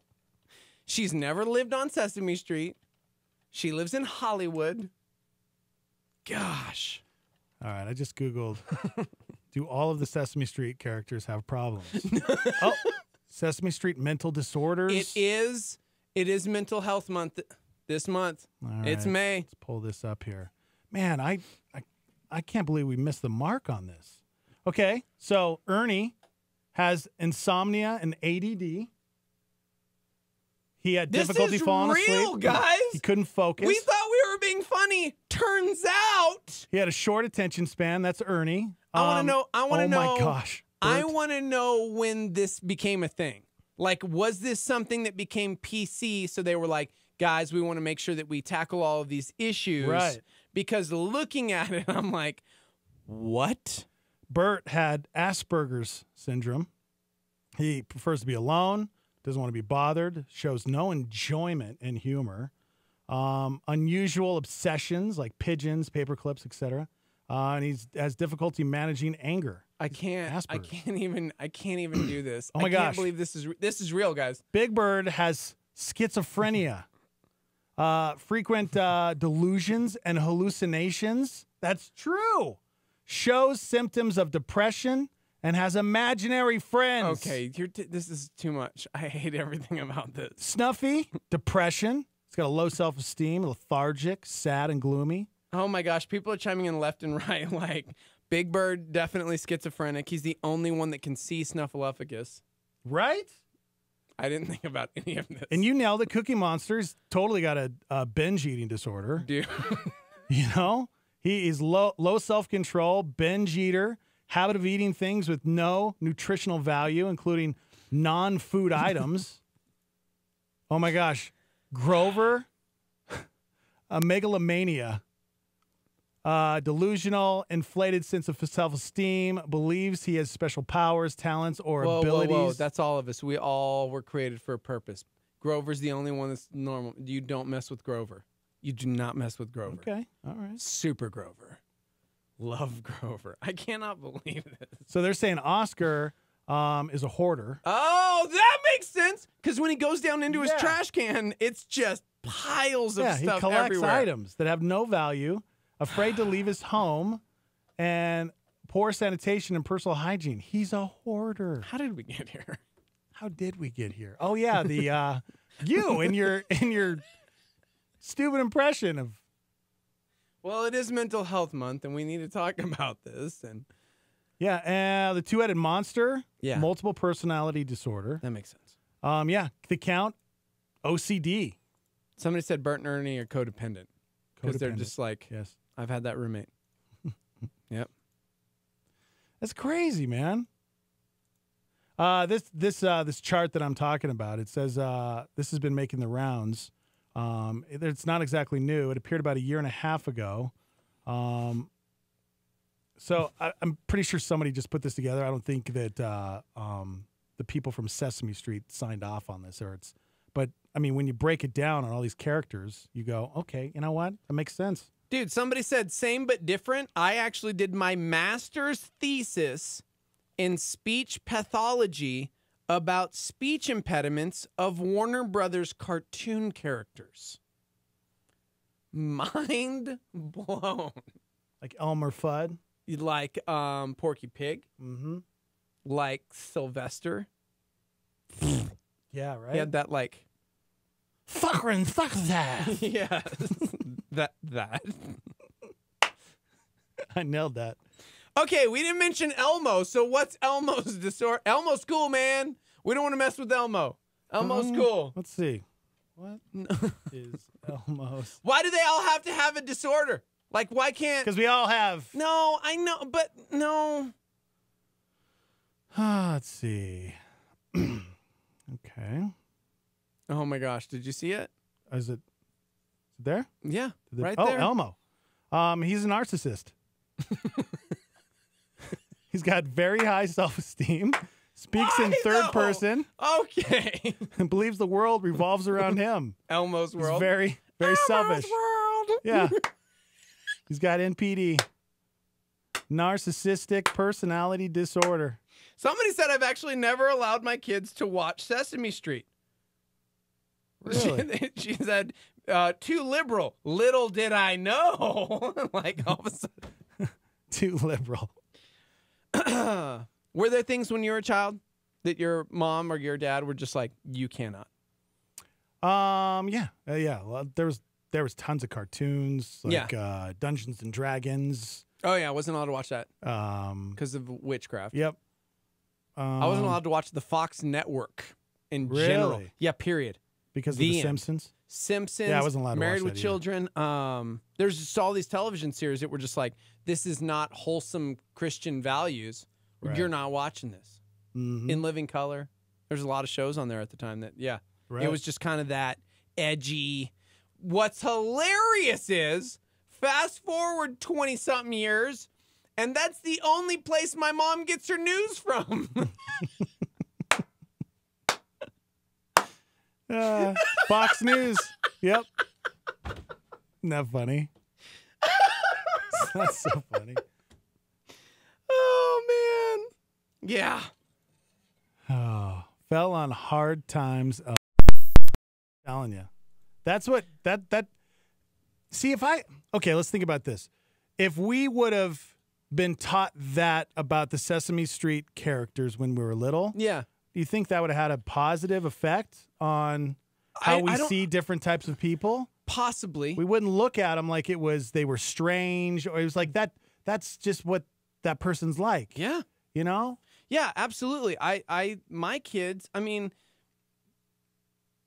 they've all had different friends with different things, right? And no one has ever been like, well, that kid's different. That kid's weird. That kid's, because I do think there's something about where we're at now that we're at least open to talk more about. Yeah. We're at least open to say, like, well, you know, I'm dealing with this. I'm going through this. I'm battling that. I mean, just last week, I read this incredible article. Ryan Reynolds talked about the fact that he is greatly depressed and the downtimes that he's gone through in his life. And that's not something that you would have seen 20 years ago, you know? Of course, we just talked about Margot Kidder, who passed away in 96 when they found her homeless on the street. Turns out she suffered from this bipolar disorder, and when she was able to get help, and in the early 2000s, she became an advocate for that. And so people started to have those conversations. Yeah. But yeah, I don't think it was something that was talked about necessarily. And it was always like, that person's weird. Right. Because they act differently, or they talk differently, or they look different, or and so I'm at least thankful that we're able to have conversation now and talk about that, because we mention, I mean, biblically speaking, it's like we are all created, right, in the image of this invisible God. We've all been gifted with different talents, gifts, abilities, and we're created uniquely for a purpose. And yet when somebody's different than us, we kind of freak out. Mm-hmm. They don't do it the way I do it. I mean, we've even butted heads before, like on the way that, whether it's like a bit we're going to do or producing the show or whatever, because we see it from a different lens. There have been times, I mean, for the most part, we've never really had like knockdown dragouts, but there are still times where, because we look at it from a different lens or a different angle, it's like, well, I kind of don't, and we have to kind of get out of that comfort zone and be able to, like, I mean, how many times, going back to yesterday's conversation, people within the Christian community, because they have I don't want to say a different faith, but the way they express their faith is different than the way we do, whether it's like worship or the way that we read our Bible, or just like our speech, or the way that we respond to different situations. We still, as humans, respond differently as Christians, even within a biblical worldview. And sometimes we can be pretty antagonistic of how somebody else expresses their faith. Yeah. Because we want that conformity, if you will. We don't want harmony. Well, I love the idea of harmony, because as a musician, when I'm playing and I'm singing and Christy's singing with me, she's not singing the same melody as me. She's singing a harmony, which is a different note, but when you blend those together, it sounds incredible. And she's not singing the same thing I am. It's a little different than what I'm singing, but there's this beautiful harmony. And if we can like remember that we're all going to express it differently, but it doesn't make theirs wrong. Right. I don't know. Yeah, it's so true. And we all got here because of fell on a hard time there, my man. So great. Right? Oh, man. Just living the dream. It's like Trix cereal. They're all different, but when you put them together, it's a magical experience. Man. Trix is racist against bunnies. They said Trix are for kids. They're like, boom, you can't have this cereal. That's not for your people. And the rabbit's like, I just want some cereal, man. I don't like Trix. Tricks are for kids. I was always really mad at those stupid kids. Mm-hmm. They just wouldn't let the bunny have the Trix. I was like, why not? Is he going to get sick? Is he going to die? It's just like dye-colored corn puffs, man. They're not even that good. Air. They're air. Yeah, basically, they're not even that good. You want them to be good. Why can't the rabbit have the stupid cereal? Right? Good morning, everybody. Welcome to the show. If you're just joining us, we're talking about all these Sesame Street characters that have disorders. Like, mind-blowing. It's so crazy when you think about it. All right, we'd love for you to chime in, 505-585-LIVE. You can text into the show. You can also hit us up on Facebook and YouTube. Good morning, Jessica, Carl, J. Marie. Love you guys. Thanks for joining us. We'll be right back from the Dreamstar Remodeling Star 88 Studios. Hang on. Slater Transfer and Storage is a Star 88 power partner. Slater Transfer and Storage has been family-owned for more than 30 years. They're an Atlas Interstate agent and are certified by the American Moving and Storage Association, moving locally, long-distance, corporate, or even international, and providing local storage. Slater Transfer and Storage is located at 6900 Washington Street in Albuquerque, on the phone at 505-345-8841, and on the web at atlasalb.com. It sounds crazy, but many of the problems we face can be traced back to our own faulty thinking. We get all tangled up in unhealthy attitudes that result in destructive behavior. This week on Walk in the Word, James McDonald explains that freedom comes when we learn to think differently. We're talking about overcoming the strongholds of sin all this week on Walk in the Word. Make an appointment with James McDonald, weekdays at 12:30 p.m. on our sister station, KNKT 107.1 FM. This is Groundwire with Sean Dunn. Do you ever wish that you could turn back the clock and revisit the days when your only goal in life was to play and to play hard? About once a year, I fondly remember those times and wish that I could escape there for a day. One of my favorite toys growing up was the sit and spin. I loved the adrenaline rush that came as I twirled around and around. The blood would go to my head and my vision would become so distorted that after the spinning stopped, I could not even stand. Although I enjoyed that rush, I would not have appreciated that sensation if it never went away. Yet that is how some people wander through life. I know many people whose lives are much like a twirling adventure that seems to be out of control. They don't know how to get grounded, and therefore they spend through life hiding behind curtains of substance abuse, manipulative relationships, and destructive behaviors. In all of my years serving people and listening to their struggles, I've only discovered one way to calm the spinning vortex of bad decisions and negative cycles. The only way is to have Jesus Christ as the center. He offers a stability to anchor your soul even when life seems to be out of control. To find out more, click on groundwire.net. Groundwire.net. This is KLYT, Albuquerque, Santa Fe, New Mexico's fresh alternative. Star 88. You got eyes like the light in cloudy chimneys. You got cries like the bird of song in lonely trees. You got hands like the land and feet like the sea. And you're not as simple as you seem. For your flesh is weak and your bones are bare, and you cannot see your beating heart. Doesn't mean it's not there. For there is none good, though we don't seem too bad. We cannot live till we realize that we were once dead. Oh, oh.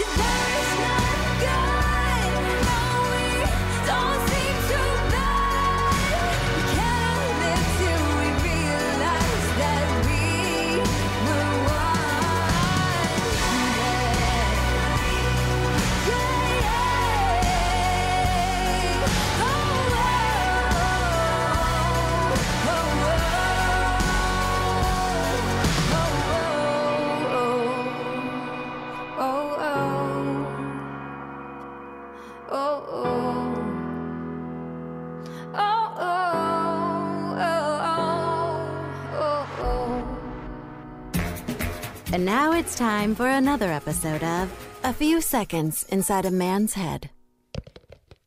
What? What are you looking at me like that for? I'm eating ice cream out of the container. Saves cleaning a bowl. Done it since I was a bachelor. And that was another episode of A Few Seconds Inside a Man's Head. Now, the moment you've all been waiting for. It's the Morning Invasion with Dex and Steve-O on Star 88.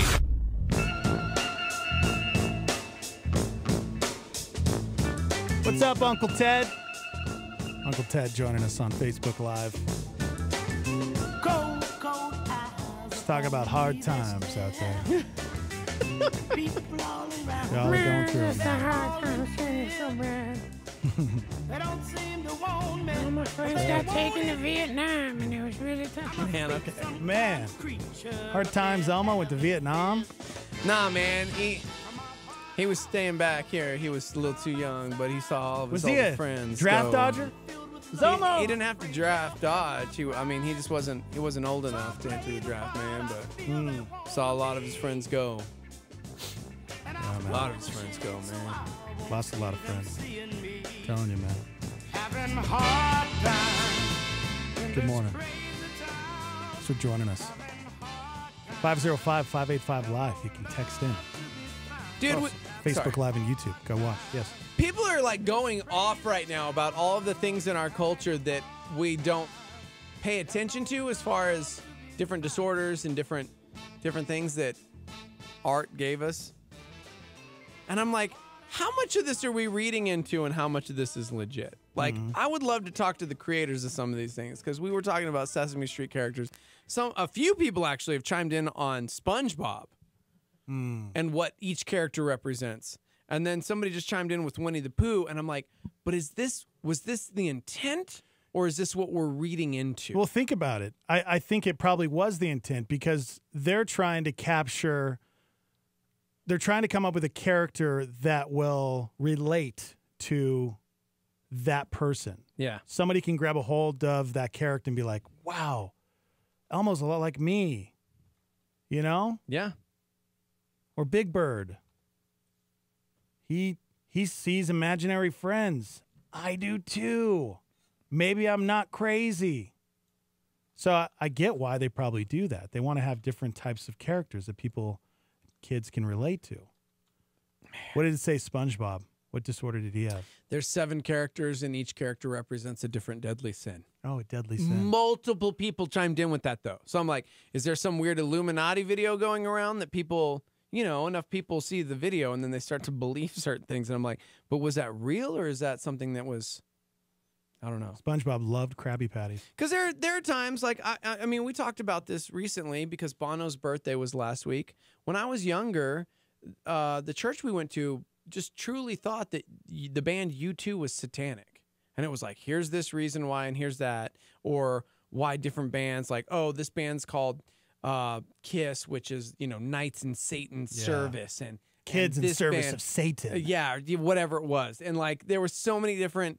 And so this must be satanic because this one random pastor or guy said it, which is why we need to be Bereans, which is why we need to study everything and take it back to the Word of God. Why we should play everything backwards. Okay. Because I do think there are times where someone can come up with something that's convincing enough that we just go, oh yeah, dude, did you hear? SpongeBob, Satanist. You're like, what? Where did YouTube video? Like yesterday with Beanix, we had him on the air, and there were people who truly believed that yesterday was the kickoff of the book of Revelation. Yeah. Like this is it. We talked about the 70th anniversary of Israel becoming a nation and everything that's going on right now. And it is definitely an interesting time. But I think when we dig into Scripture, we need to be very, very careful what we pull out of it with our own ideas, intents, and agendas. Yeah. It's a good call, man. So it's a good call. Yes, because man, yeah, it's interesting. Yeah, chime in. What do you guys think? You want to add to the conversation? Because our minds were blown when we pulled up Sesame Street, and we found out that, man, they really do all have all these different disorders. They have ADD, and it's crazy. It's as a kid, you don't really think about that, or especially for Steve-O and I, being so old, they didn't talk about disorders like that back in the day. Yeah. Bipolarness and all these other addictions, or just even ADD. When I found out somebody in school had ADD, I just thought they were weird. Oh, that's a weird kid. Yeah. I was never really taught about it. Crazy. So I don't know. Maybe they should come up with a fell on hard times type of character, so you can teach kids that if you make the wrong choice, make the wrong choice. Yeah. But I also think there needs to be great characters who don't have those stories. Not everybody has to have the fell on hard times story for a great redemption story. You know what I mean? Yeah. That's why I think as a kid, for me, Superman was so iconic. Captain America was so iconic because they represented truth and justice. And I gravitated to that because they didn't have those, well, I made the wrong decision and I'm a bad boy, but I do good sometimes, Mm-hmm. And I get that sin nature versus the spirit, and why it's important for us to understand that. But I do think we can look to good role models. I think we can look to, which is why ultimately as Christians, we look to Jesus Christ. Right. Because he came, he did this, he showed us how, hey, this is like, do this in the spirit. Like I do everything that, like, for my Father, like, this is how you roll. This is how you can do this. And are you going to be persecuted? Yeah. Is it going to be hard sometimes? Yes. But can you endure it? Yes. Mm-hmm. And so, yeah. That's it, man. That's it. Welcome to the show. Good morning. Good morning, Vietnam. Good morning. Good morning, Buck. How are you, boys? Doing good, man. Doing great. First time you've called in since I got back. You were gone? Mm-hmm. Yep. I was gone. Didn't even notice. Wow. That's weird. Wow. I guess I have a huge impact in your life. I mean, I was on the show like 10 or 12 times. Wow. I guess, over the past, month or so. Yeah. Yeah. That's just making me feel real good, about myself. Mm-hmm. And, people actually acknowledge that I exist. We don't have to go back to that. We don't have to talk about fell on hard times decks. we got redeemed decks in studio. It's good, man. Yeah. There actually is a character on Sesame Street like that. His name is Oscar the Grouch. He's like a Skid Row boom guy. We he lives in a garbage can. We totally talked about this. Our minds were blown because we were sitting there talking about, a fell on hard times Elmo, but then we started thinking about Oscar the Grouch. Is he homeless? And dude, he lives in a garbage can. Yes, he's homeless. Yeah, exactly. Yeah. But then we started researching, and he's a hoarder. He hoards everything. Mm-hmm. Mm-hmm. I'm sure you could probably, with the whatever it's called, the diagnostic book, you could go through and label every single person, character in Sesame Street. Yeah, you could probably find some diagnosis for everybody. Mm-hmm. Yep. Yeah. How are the kids doing? Good. Can you hear it in the background? Yeah. Can you hear the iPad? Is that the iPad? Dash is, yeah, that's the iPad. I had to take the girls to school. They have a few days left, and our sitter called in with a migraine today, so I am on daddy duty. It happens. Sometimes you just got to step up and be a dad. It does. You know what, man? Sarah went to San Francisco last weekend. She left on Thursday with her sisters and her mom, and that was kind of a Mother's Day / birthday gift for her. So I was Mr. Mom all weekend. I was very proud of myself. Nice. Nobody died. Good. Everybody got a bath and got their hair washed. Beautiful. It's good, man. I can't remember if everybody brushed their teeth, but, Yeah, I mean, you can't expect that. That's not bad. That's not bad. Yeah. Good, man. What are you guys up to this morning? I heard you talking about the end times. Mm-hmm. Yep, end times, That's 70 years, 7. Right. It's more so talking about pouring out our own ideas when we read scripture and agendas, because yesterday was the 70th anniversary of Israel, and there were some there's like YouTube videos circulating that this is it. This is the kickstart of the end times.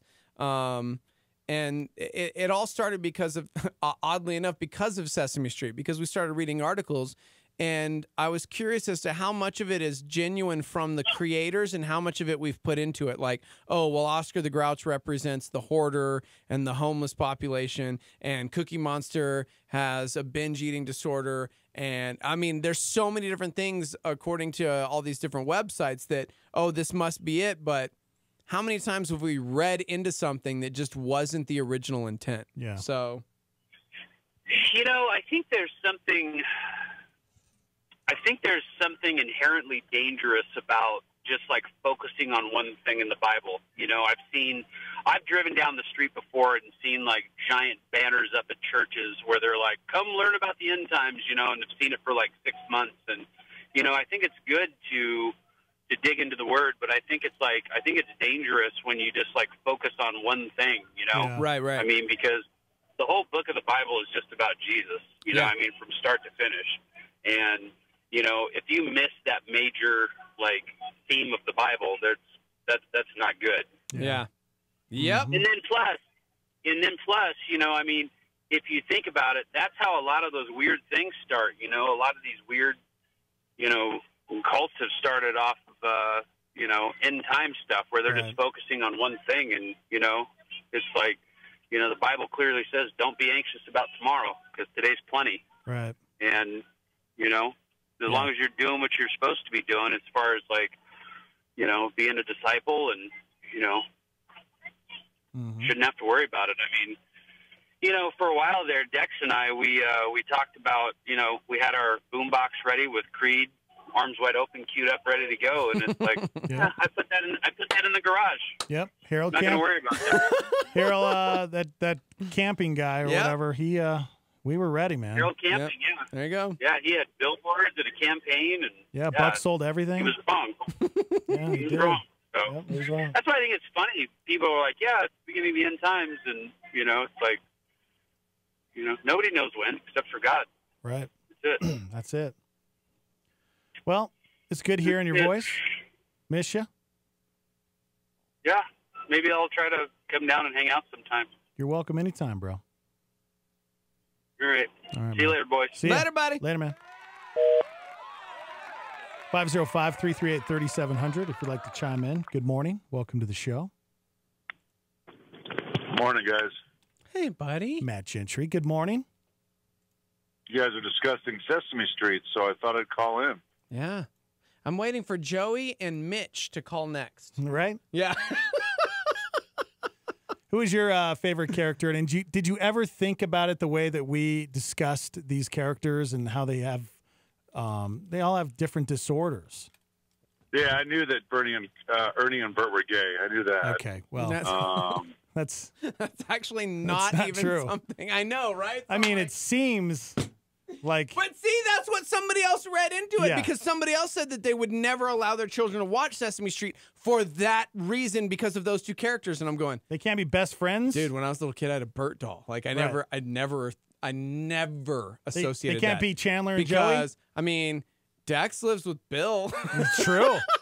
Right? Well, that's why I wouldn't let my kids watch Sesame Street, was because of Ernie and Bert. I was like, stay away from those people. Oh, No, my gosh, that's not true at all. You Gentry, better not. I'm totally kidding. That's Come on. not something to joke about. It's not. But it's. I mean, you know what? You guys kind of joke about that stuff all the time. No, I know. And to be fair, I've gotten those texts on the live line this morning. So there are people that would say that, which yeah. As we talk about, man, so many different things we go with that. I just think it's very, very interesting. Yeah, the first time I heard that somebody thought that Ernie and Bert was dad, I think I was literally flabbergasted because I couldn't comprehend how you could see that. Right. Well, and that's why we're talking about when it comes to scripture, when it comes to anything really, how much of it is true and how much of it is us pouring our own thoughts, ideas, and agendas into something. Because we need it to be that, you know? Right. And I was calling in to tell you guys that is a great topic please continue. Okay, well, thanks. Moving on. And if you ever need someone to come in who's actually funny, you got my number. Okay, there you go. Thanks for the call. Later, Matt. Who's next, Joey or Mitch? Mr. Who you Gentry. got? Who you got?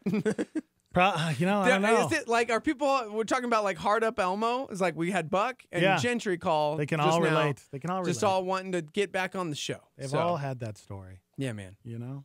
Well, everybody's got a story. What's interesting is I mentioned Superman, and his origin is pretty tragic, actually, because the creators, long ago in the 30s, Jerry Siegel, he was the co-creator of Superman. His father was a Jewish immigrant from Lithuania, was killed in a robbery when he was a kid. And it's something that he never talked about. It's something that was in interviews, at anything. It was never something that was brought up because it was the 30s. Yeah. But shortly thereafter, he created a bulletproof character who stood for truth and justice and the American way. Well, yeah. I mean, that's exactly what it was in the 30s.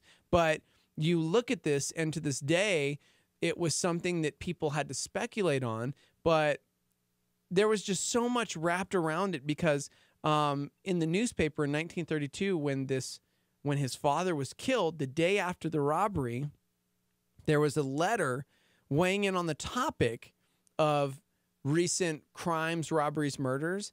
And June 3rd, 1932, there was a topic on, and a letter came in on the need for vigilantes during the dark days of the Depression. And the letter was signed by A.L. Luther. Wow, no kidding. June 3rd, 1932. And it happened in Metropolis? No, shut up. Oh. There's no Metropolis. But it was actually Cleveland, I think, right? I'm pretty sure it was in Ohio somewhere. Isn't that? Yeah, and isn't it was that in where Ohio. Metropolis is? Smallville, like. Yeah. See, I always thought it was Kansas.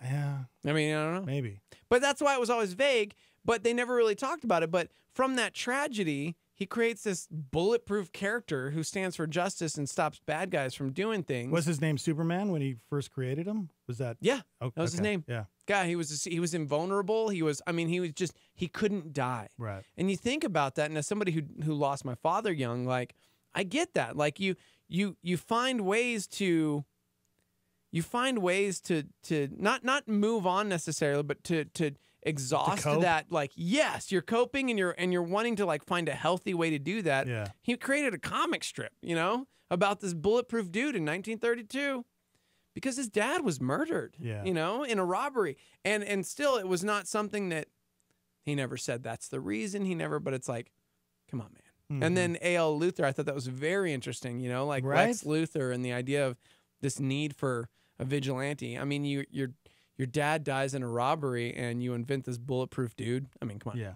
So he basically became, and so there are times I think where, yeah, sure, it was probably intended by the original creator for a purpose.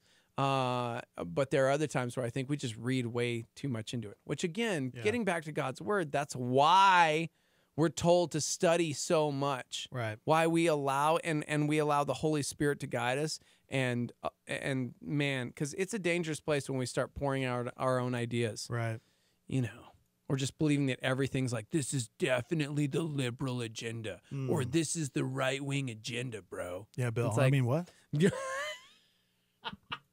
I was talking to Bill Peterson. He went and saw Infinity War, and he said it was refreshing that there was no agenda for the first time in a Marvel movie. I have friends who didn't love the last Star Wars movie for that reason because they just, everything to them was agenda. And I'm like, huh, it's interesting. Sometimes I just see, enjoyed the movie. I can see that, and sometimes I can. Yeah. Sure. I mean, I get it. Sure. Like, I just don't understand that, like, this female character is super strong, and you're like, wow, did you watch the original one, A New Hope? Because I'm pretty sure Princess Leia was actually the hero. Right? She was like the toughest one. Han Solo was like this jerky smuggler, and Luke Skywalker had no clue. I'm here to rescue you. Huh. Yeah. Dude, she was awesome. That's great. Anyways. 505-338-3700 if you'd like to call into the show. We're also on Facebook Live and YouTube, and you can watch the show. Just search Star 88. And don't forget, you can download the app, too. We have an app. You can stream us live. You can get us on demand. There's lots of cool things through the app. Go download it. Yes. What are they saying? It's people just chiming in left and right on Sesame Street and things growing up. Oh, I don't want to be that parent, guys. Don't want to be that parent. Yeah. I got a story coming up. Scripture talks about letting your yes be yes and your no be no. And there is a reason why. It also says, even a fool is thought wise when kept silent. Coming back, Ben Affleck is once again in the news about the future of DC and his role as Batman. He's hot, he's cold, he's yes, he's no. Let He's your up yes and he's down. be a yes. He's all around. I don't know the words. Also, got to share the story coming up about this mom on Mother's Day that was eating alone. And gosh, people did some pretty man. incredible things for us. I want to hear this. We need a good pick me up, man. We're live from the Dream Style Remodeling Star 88 Studios. We'll be right back.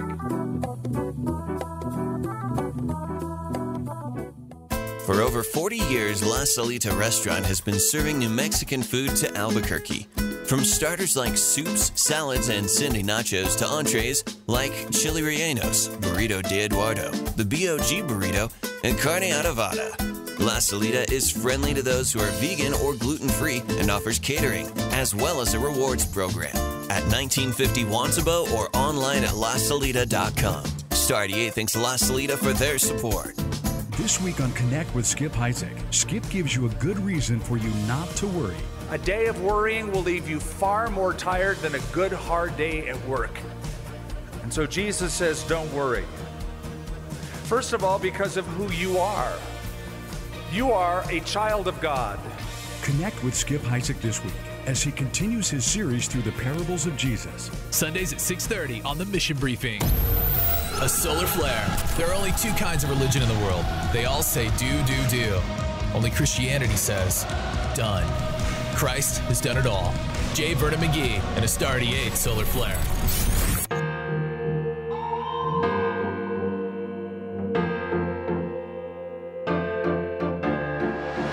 I've been wrestling with my thoughts, I've been searching for daylight,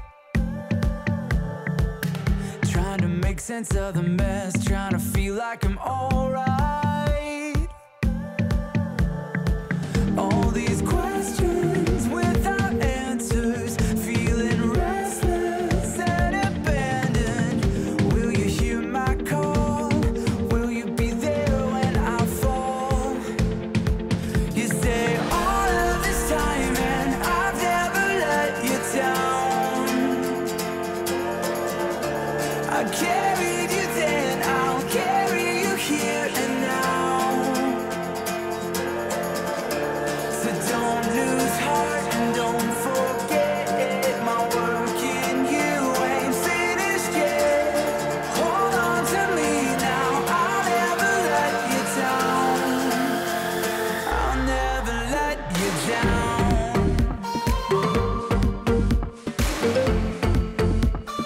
I'll never let you down.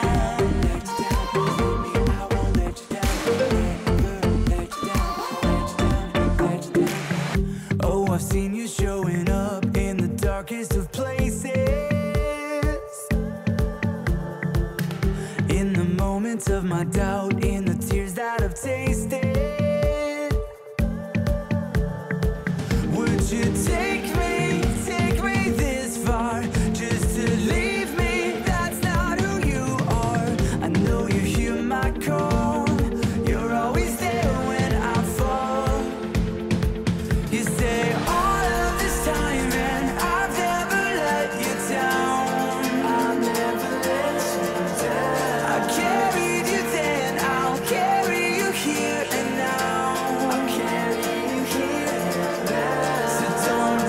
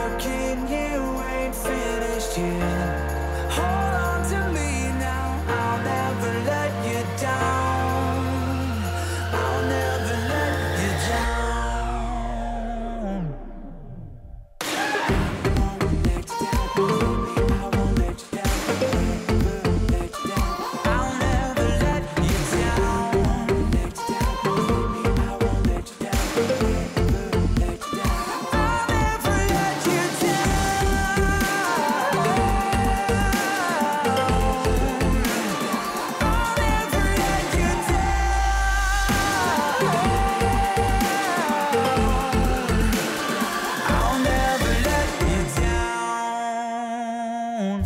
Louis Giglio challenges us to conquer giants in this PowerPoint. You are the person you talk to the most. You see most things through the lens of you. Your view of the world, good or bad, is determined by how it affects you most of the time. Do I move toward this or away from this based on how this impacts me? Your view, most often your view of you, your view of your worth, your view of your ability, your view of God, your view of God's ability, all that is primarily informed by you. We are in love with the phrase, I think. So a situation comes up, a conversation emerges, there's some debate or some discussion, and we love to enter into the moment with, well, having all that, I think X. We even say to God at times, I hear what you say, but this is what I think. And at the end of the day, we are flying down roads to nowhere, foot on the gas, convinced that somehow we won't run out of gas and we'll find a shortcut and make up time. And at the end of the day, we'll have a story to tell. That's a PowerPoint with Louis Giglio on Star 88. Hey, what's going on in the news today? Margot Kidder was 69 when she died in her sleep at her Montana home. Melania Trump is at Walter Reed National Military Medical Center following a procedure to treat what White House officials say is a benign kidney condition. Palestinians protest the opening of the U.S. Embassy in Jerusalem. The United States will always be a great friend of Israel. The attorney for Missouri Governor Eric Greitens says prosecutors are no longer looking for the semi-nude photo allegedly taken by the governor of his former mistress in connection with the invasion of privacy trial. The Supreme Court rules that states are allowed to accept sports bets. You wouldn't have to go to Nevada to do that. U.S. stocks continue trading in positive territory. Illinois Governor Bruce Rauner wants to reinstate the death penalty for mass murderers and anyone who kills a law enforcement officer. Individuals who choose to murder a law enforcement officer, they deserve to have their life taken. The bill now goes back to the Democratic-controlled legislature for approval. The World Health Organization, the public health branch of the United Nations, says 500,000 deaths each year can be linked to heart diseases brought on by consuming too much artificial trans fat. Facebook suspending 200 apps that may have misused personal data. Facebook. Good morning. Welcome to the program. Dex and Steve-O. It's Tuesday. How's everybody doing out there? Thanks for joining us, commenting on the show. Janelle, thank you so much. Janelle commutes to Santa Fe. Listens every morning. What's up, Jeff? Jeff tagged you on Facebook, Steve-O. I saw that in a video about our topic. Good. I'll check it out. Hey, anytime. You guys can hit us up on our personal Facebook pages, Instagram. You can tag us. Just, if you ever need us, anything, whatever, hit us up. Go like our Facebook page, Star 88, and you can watch us live.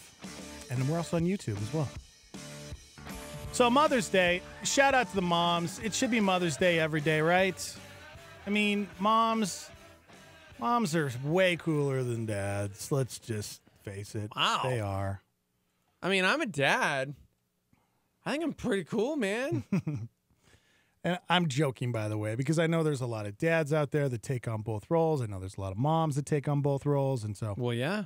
I mean, you both are great. But Mom, I got to shout out my mom again. I talked to her on Sunday for Mother's Day. I called her.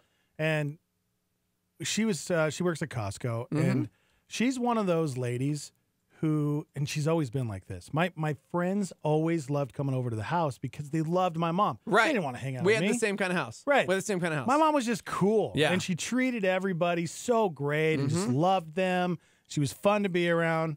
To this day, she's still like that. Even when you work with my mom, people just love her. And so this girl started working there at Costco, and she had lost both of her parents like a month apart. Like lost her mom, then lost her dad a month later. And my mom just loves this girl, loves her. Well, on Mother's Day, this girl comes up to my mom and gives her a card and says, will you be my substitute mom? Because I love you. And why's it got to be a substitute? That's so lame. Well, her mom's gone, you know? Her mom died. And she opened up the card, and it was a gift card, and it just said something really cool about. But for how much? Because that really $20. Oh, Here's the funny thing: there was no card in there. It said, "Here's $20 for you because I love you," but she forgot to put the gift card in there. So my mom, she ran up to her. Do you say something? Yeah, I mean you do. Yeah, you have to. But you have to? Yeah, I mean you should. If they say here's $20 and there's no $20 in there, I mean, there's really thank you, but I mean, there's no gift. Which sounds. What if it was a weird. test, man? Yeah. It was a test to see what she really cared about. She failed because Right. she ran up to her and said, "Yo, where's my 20? No money in here." Apparently, the girl accidentally. She said she was so excited to give her the card that she That's put cool. the gift card in her pocket on accident. Poor thing. But I just thought that was so cool because that's who you want to be. You want to be that person that people love to be around. Yeah, absolutely. And my mom is definitely that person. She's always been that person. And I love you, Mom. You're great. It's Mother's Day again today. And tomorrow. And every day. And every day. I was raised by a single mom, so I have a mom, and I called her name is Trudy. I call her Mama too, because I had my best friend Derek, who you met down. He's a pastor down in Las Cruces now. My mom was always working, and so my best friend Derek lived about 5 houses down, and I was constantly over there when my mom was working. Yeah.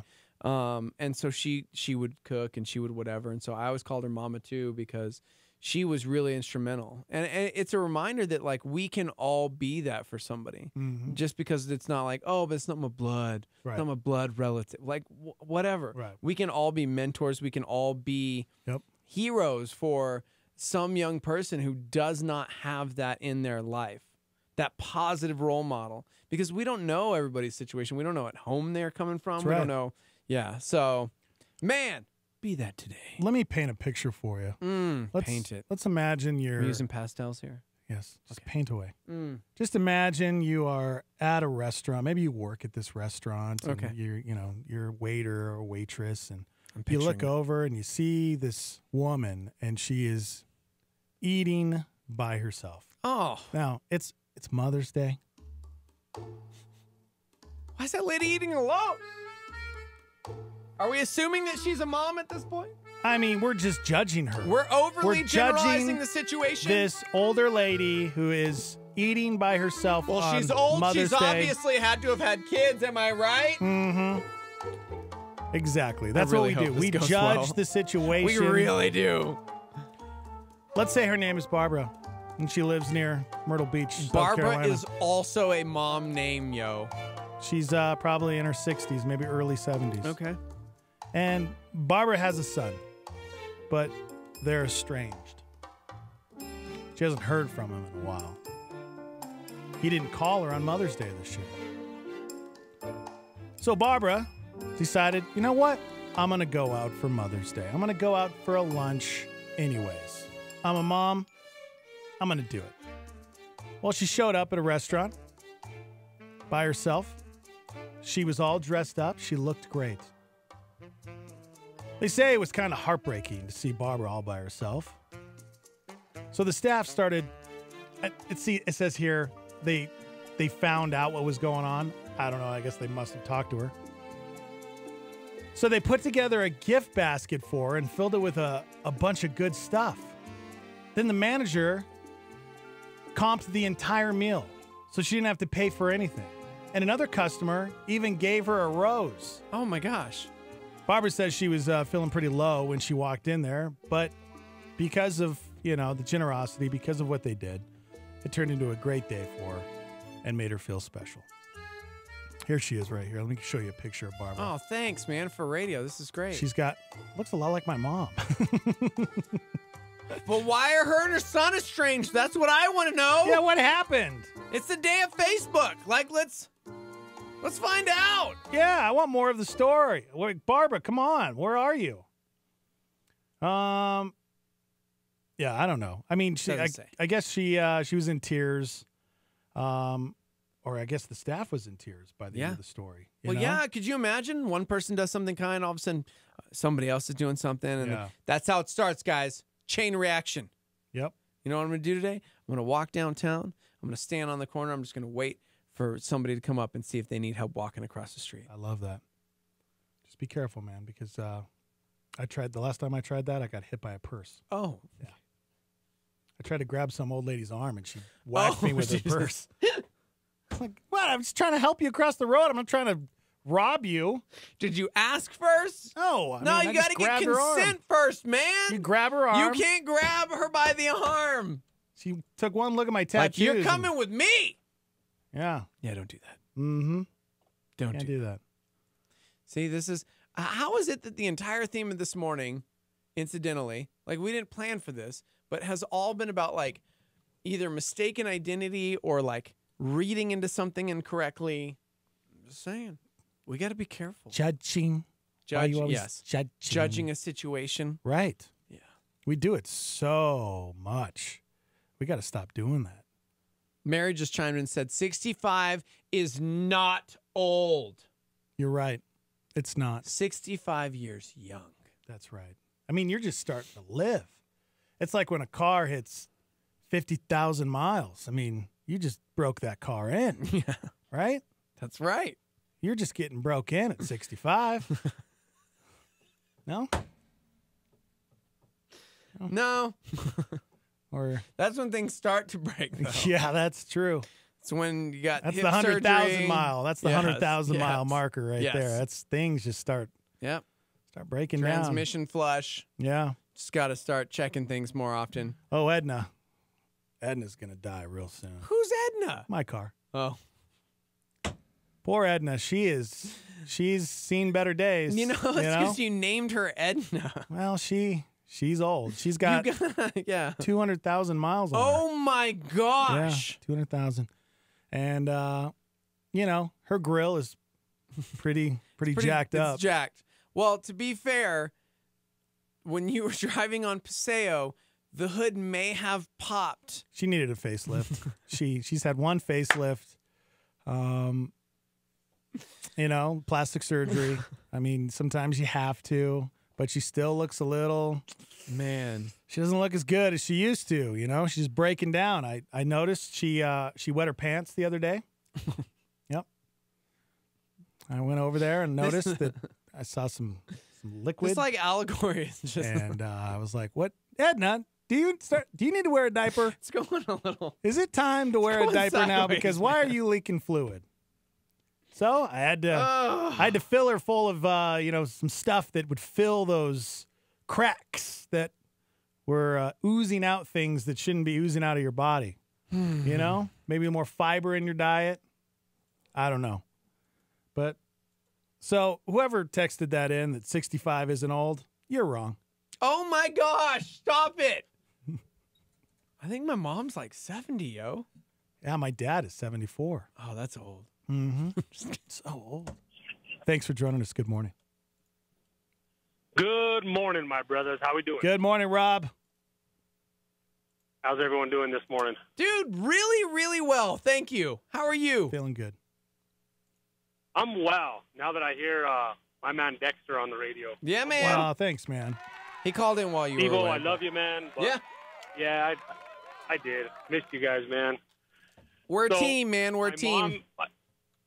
Yeah, so I don't really want to like dovetail off into these like crazy weird mom stories, Mother's Day. But you're I talked going to my to. mom and I'm going to. Steve-O, I really know that you'll appreciate this. My mom, we grew up in Las Vegas, New Mexico, so yes, we didn't have a chance to take my mom out to Mother's Day lunch or dinner this weekend. So I talked to her and I said, hey, wherever you want to go, and she says, take me to a place I've never been before. I said, what about Carl's Jr., just goofing around? And she's like, that's fine because I've never ate there. Better yet, Chick-fil-A. And it was like, she's serious. All she wants is Chick-fil-A for Mother's Day.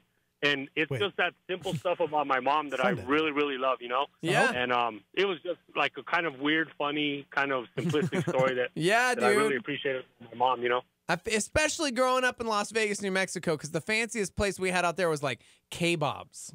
Did you guys have a JB's? Yeah. No. What? Or what about this, Steve-O? I was telling my kids, because for us, we, growing up poor, our treat night was the 85 coffee shop Taco Tuesdays. Wow. Dude. Steve-O, that was awesome. Yep. There you Awesome. go. Hey, man. Hey, I just want to call in, check in with you guys. Dex, glad to have you back, man. Thanks, Steve-O, Rob. Love you guys, man. Love you too, bro. Amazing stuff. See you, man. Later, man. Shout out to Las Vegas, New Mexico. Yeah, a lot of people chiming in from there. I mean, it's true. We didn't have a ton. There was like Sonic. That was like a treat. That's pretty big. Sonic. Yeah, man. No. Back then we had, I remember like the Walmart. Like that's where you got stuff. You know what I mean? Yeah. Like, because obviously there's no malls or anything like Yeah. that. You wanted to get anything, you'd have to go to Santa Fe or Albuquerque. Yeah. A couple hour drive. But yeah. Yeah, Las Vegas. That'd be a tough place to live because you have to travel a few hours to get anywhere. Kind of cool. Yeah. A couple hours closer to Denver though, if you want to take a real trip. Yeah, I guess. Still hours away. Shout out to Las Vegas. No kidding. Shout out to the moms. I say Las Vegas, but really, I don't think anybody ever says Las Vegas. It's just like, you're from Vegas, bro. Really? Yeah, bro. Yeah, West bro. Las Vegas. Yeah, bro. Yeah, bro. Yeah, shout out to the moms out there. We're celebrating Mother's Day today once again for all of you because we love you. So look around today. That's important. I think whatever you're doing today, just always be looking around, see how you can serve, see what kind of difference you can make.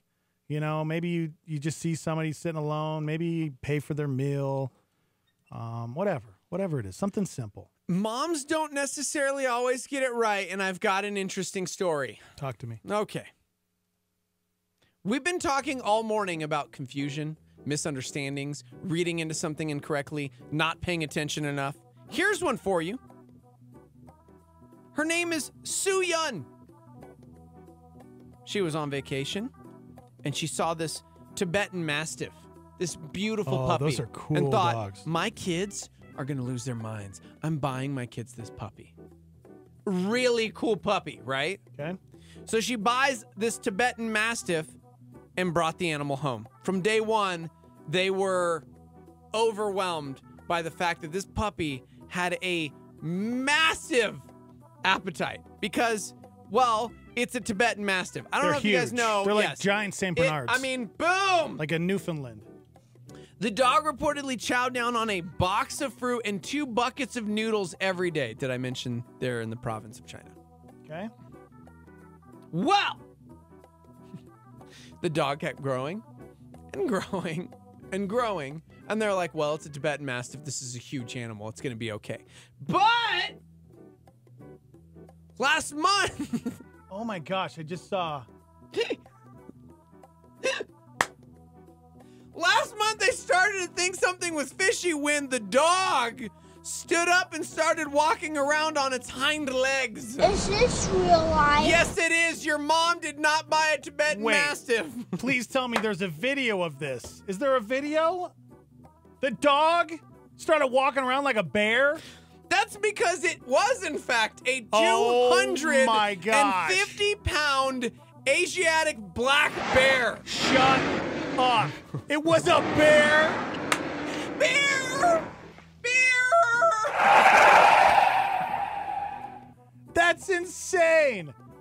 Come on, man. Being that the mom is slightly and very, very reasonably afraid of wild bears, and they're not necessarily capable of taking care of one, they actually transferred it to the Union Wildlife Rescue Center. Oh my God.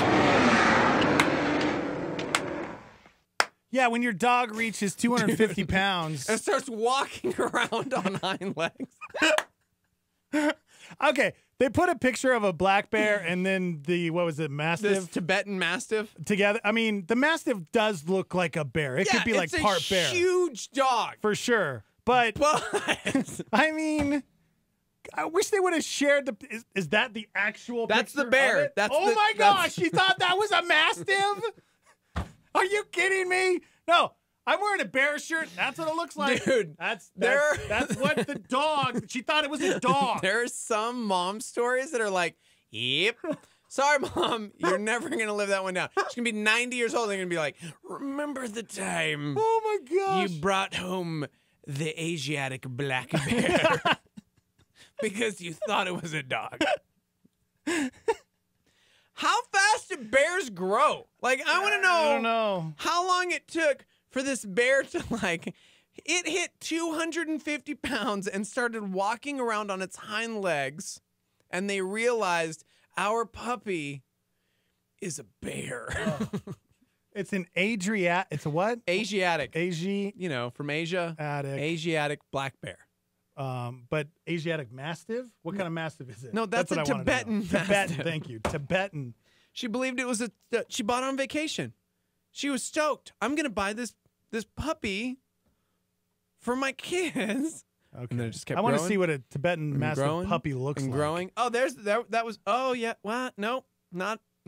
No, they don't look anything like bear cubs. Okay, let me see. Bear cub. Bear cub. Let's see. No, I mean, no. How? I don't think this woman has ever seen a bear before. It looks like a bear. I think it's the funniest thing ever that she thought the thing was a dog, and then as it got older, it finally just started walking around on its hind legs. That's crazy. Yeah. That has to happen more than we think it does, you know? In China?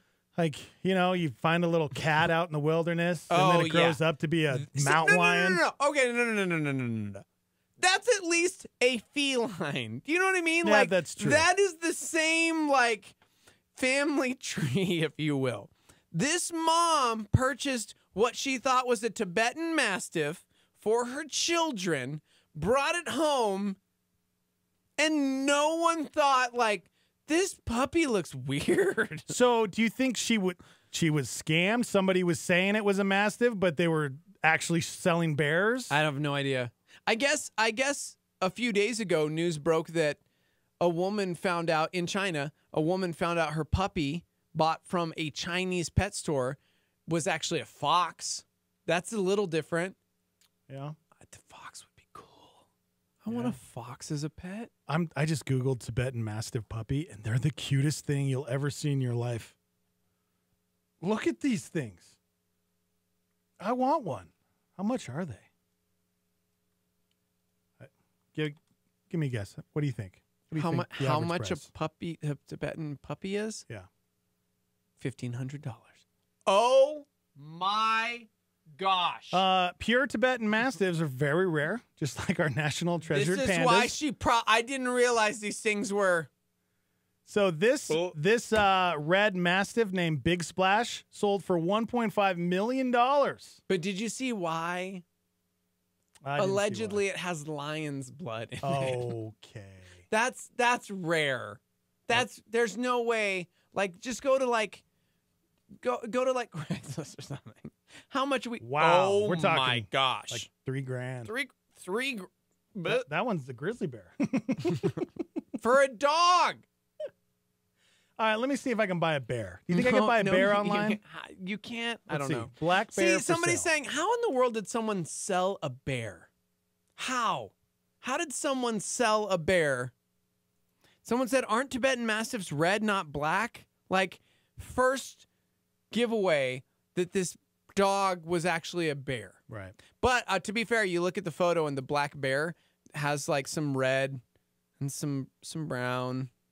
It's not. I don't know, man. I'm trying to like this poor mom. Nope, they look like bears. Yep. Yeah, no, it's a bear. Wow, it is a bear. Guys, it looks like like a bear. Guys, you can go on and buy a bear online. Somebody says this whole story is unbearably ridiculous. Here they come. Do you think she got her money back?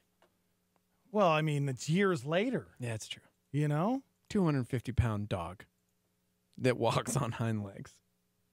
Do you think it would have been kind to them because they raised it? You know what? Probably because that people do that all the time with wild animals. You know, they do it. They do it with lions, mountain lions, bobcats, tigers. I mean, there's more tigers in the state of Texas than anywhere else in the world. Somebody said other red flags included sleeping all winter, constantly asking for picnic baskets, and an unstoppable hunger for honey. Where's my picnic basket? Good morning. What's up, guys? Oh, hi. Good morning. How you doing, bro? Doing good, bro. So I know that a lot of dogs can be like real expensive, but my brother was telling me one time that this guy went to go buy a hound dog that they hunt with, and they were he spent like $21,000 on a dang hound dog. Wow. I don't understand that. I don't get it. Well, I think it has to do with bloodline. No. Pure bread. Bears are expensive, man. Bread. Yeah. Yep. Heck yeah. Thanks, Crazy, Sean. man. We'll see you, buddy. There you go. Have a good one. You too, man. Yeah, just under a little, $10,000 to get a bear if you want one. Yeah. Yeah. I looked up tigers once, and tiger adults, if you want to buy an adult tiger, they're actually not expensive. They're like $500 because they're so expensive to have because they eat so much. I mean, you're having to feed them thousands and thousands of pounds of food.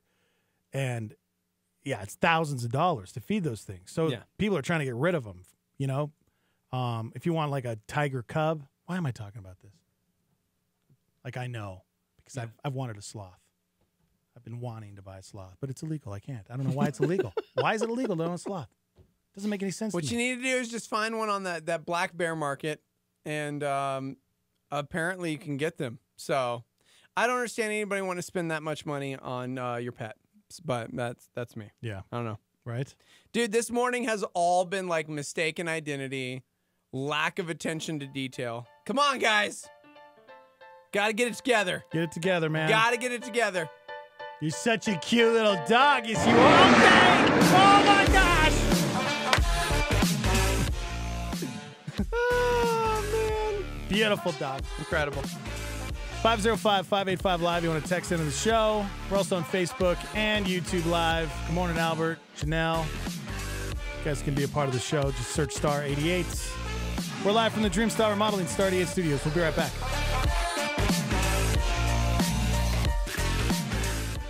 We all want the best future for our children. Our next generation of leaders need a strong foundation. With small classes, a great sports program, and affordable tuition, Evangel Christian Academy strives to equip students for the work God has for them. ECA's mission is to shape and empower the Christ-loving leaders of tomorrow. By using a leadership-driven and individualized learning model, our staff can better prepare your student to stand strong in their faith and be ready for the real world. ECA also utilizes dual credit through C&M by offering 4 courses on our Academy campus taught by our staff. Since 1976, Evangel Christian Academy has been serving children from preschool through 12th grade and is fully accredited. We are located at 4501 Montgomery Boulevard Northeast in Albuquerque and are currently enrolling for the 2018-19 school year. Please contact Evangel Christian Academy for a tour today at 505-883-4674 or go online to ecanm.info. That's ecanm.info. This is a fresh thought. Listen up to Levi Lusko. Maybe it's time you dust off your hands and get back in the game and do something again. And that's just so inseparably entwined to our calling and conviction here at Fresh Life Church, that we just perpetually value this dream and idea of risking the ocean. And that's why it's like, man, when is enough? This campus, 12 locations, and the TV broadcast, and my gosh, did you finish one building thing? Is it paid for? Barely. And then now another one, and trying to do this, and I read in the newspaper that. Well, you know what? I'm just telling you, time is short, and lives are precious, and Jesus is coming. We got work to do. We got dreams in our heart. We're going to do something. I'm just telling you, we're going to fail trying, and maybe we'll die trying, but we're going to step out in faith, so help me, and watch God move in power in our day. For more fresh thoughts, go to LeviLusko.com. This is KLYT Albuquerque, Santa Fe, rebroadcast on KKCJ, Cannon Air Force Base, KPKJ, Mintmore, K201CC, Las Cruces, K203EZ, Alamogordo, K207CQ, Gallup, K211CW, Hobbs, K212EH, Silver City, K214DE, Antonito, K218AK, Artesia, K250AB, Roswell, K293AO, Alamosa, K228DQ, Portales, in the free app for iOS and Android, and online at star88.fm.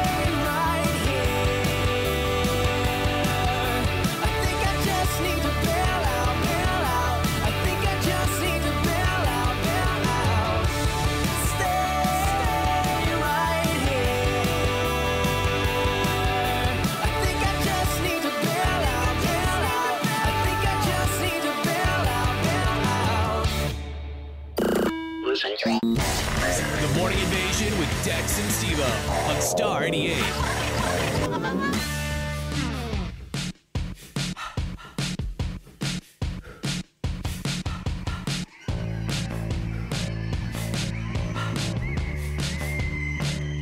A lot of people chiming in, talking about how they own exotic pets or half-breeds. Christina on YouTube said, my friend owns a wolf, and he is loyal, big, and beautiful. I had a friend who had a wolf, and that thing was so big. They're so wolf? tall. They're tall. They're like that tall. What is this, Thor? Oh, right? Nope. They're so smart. Cool, man. I have these pets that are really smart and wonderful to have around. They're called children, and yeah, I'd rather enjoy them than like a giant animal that will kill me while I'm sleeping. Yep.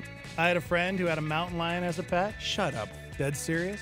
Are you serious right now? Yeah, I went over. First time I met him, he scared all of us. He let the mountain lion out of the cage. Nope. And then all of a sudden, this mountain lion started chasing. Nope. Oh, like running towards this is us. already the dumbest thing. Like, why are you still friends with that person? I don't know. I haven't talked to that person in a long time. Exactly. Yeah. I mean, it was pretty cool though because that thing jumped on top of the owner and just started licking him to death. But again, it's a wild animal, so that thing You don't could want to turn say on you. licking him to death because it's a mountain lion, and I'm worried that your friend is now dead. He probably is. He's probably gone. Listen, guys, Psalm Along says, with us. blessed is the one who does not walk in step with the wicked or stand in the way that sinners take. Don't own a wolf or a mountain lion. That's stupid. Well, I mean, you know, God shut the Just mouths of bring the it. lions. Shut up. And Which, by the way, Daniels. are we going to talk about Samson? Oh, are we supposed to? I mean, I don't know if we should talk I about know, it because I almost don't I want don't know to. if we have anything good to say about it. Guys, we got to watch Samson. When is that movie in theaters The yet? studio, it was already in theaters. I think it's Okay. coming out on like Blu-ray or something. They wanted us to interview a couple of the actors, and they sent us a copy, a screener copy, so that we could watch it yesterday. It had its moments. Yeah? Yeah. You want to elaborate Dude, on that? one of the there was a moment in the film where I seriously was like, "Oh, yes, yes." What? Yeah, when the credits started rolling. Yeah. I didn't stay for that. I didn't even see that. I left shortly after you did. No, you know, it's difficult. It's difficult. There were some great cinematic moments as far as the cinematography goes, as far as the action goes. But yeah. I thought it was an SNL skit most of the time. Dude. I really was. It actually I was releases, embarrassed. It actually releases on Blu-ray today. From the creators of God's Not Dead and The Case for Christ. And how hard is it to make them look like they're wearing real beards? I will say Their yes. beards were so ridiculous. Like, you know, the tape-on beards, you can see the line. I mean, it's like clearly not even. You can see the glue. Yeah. Like, I'm that, not. That was, and they were like these giant, just straggly beards. Like, why can't the guys just grow a beard? You know? Why not just grow a beard? There were some things. And that why? Were, yeah. Why do they all have blonde hair and blue eyes? That's another. You know what? I want to interview these actors. You mean the Israelites? Yes. Yeah. The Israelites had blonde hair and look blue like eyes. Brad Pitt. Yeah. Give me a break with these like Moses or no John the Baptist style. Like yeah. I haven't Terrible washed this beards. beard in years. Oh gosh. It was so. I mean, I'm sorry, I shouldn't have brought it up. So hard. Touchy not, subject. I don't know. I don't know if there's anything that I could say that was good about the movie. Billy I'm sorry. Zane was excellent. Billy Zane was excellent. He had had 7 lines. Did you see? Were you there at the end when Yes, he got yes, stabbed? yes. Okay, that was the worst. The dude acting. This guy's a great actor. That's what happens. Okay, that's a good way to. You know, they say if you want to be great, be around great people. Dude, when you that goes are back to Psalm 1, what I was literally just talking when about. you start hanging out with people that are I'm sorry, below you, that are doing things that probably aren't right, they're not okay. Let's just say they're bad actors and you're a great actor. Well, you become a bad actor when you're around bad actors. When my son, when he was in pre-K, they wanted him to be with these special needs kids. Okay. And the problem is, about halfway through the year, he started acting like these kids that had special needs. He became one of them. Why would they want? I don't even no, they, have this no, discussion. they would take kids that were smart and gifted and that I hear were what you're average, saying. so that way the special needs kids would learn from these kids. But my son, he had the opposite effect. Like he started acting like them because he was in that environment. So we pulled him out. We're like, no, this isn't okay. This is unreal. But that's what happens when you get put in those What situations. about Jackson Rathbone? Tell me a good moment. He played Jasper on Twilight. He's a good actor. He had moments. He probably was the best thing about it. Best thing about Samson, hands down. But he was over the top, cheesy. I'm the villain. That was the film. That was the film. Okay. Listen, it's not going to win any Academy Awards. That's for sure. It's not going to win anything. And I'm just going to still draw back to the fact that I can only imagine, because that's coming out soon on Blu-ray as well. That was a good movie. Yeah, it was. I mean, it had its moments. I'm like happy that we're finally getting some things that are not the worst. But I agree, Samson was kind of a misstep. But here's the thing. Here's the thing. It's tough to pull off a biblical epic with probably the budget that you've got. I don't understand that. I don't understand why the budget is so small when it's such a huge market. Right. And it's such a huge story because there's a moment in the film where they were standing in front of a cave and they look like cartoon cutouts because it was so bad, like poorly green screened, that I was like, oh no. Right. Why? They couldn't find a cave? It was like watching a bad play at church. They were filming on location. That's exactly what it was like. It was. It was like your church decided to put together this play of Samson and Delilah, and they had terrible costumes. When he caught the fist. Oh my gosh. The effects, the sound effects, it was cheesy. It's hard, and it's hard not to say something bad about it because, man, that's an amazing story. That's one of the greatest stories of all time. And we watch a lot of movies. It can't be that hard to make it epic. There's so many people that are hungry to break into that industry too that you're like, right. You could get good actors. Exactly. Rutger Hauer was in it, man. Yeah. Lady Hawk, Blade Runner. He's been in some good movies. Yeah. He had a very small part. I even feel like the actor that played Samson, he could have been great. He could have. He was like a basic Jason Momoa. Yeah. He was an Atlantean guard in the Justice League film. Who is the guy that directed the movie? Who's yes, Bruce McDonald. Okay, what has he done?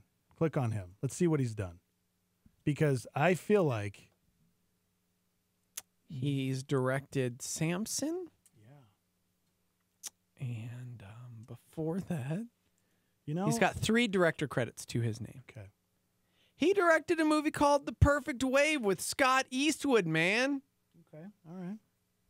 I will also say sometimes, especially when you're talking about a biblical film, like Samson, the movie that we're talking about. If you're just joining us, we screened a copy of Samson yesterday. It's you've got to decide who you're trying to please with your film. Like, what kind of film are you trying to make? Are you trying to make a film that is biblically sound, that is for a Christian audience? Maybe for children. Maybe. Or are you just going to go for it? Because the story of Samson is pretty intense and it's pretty insane.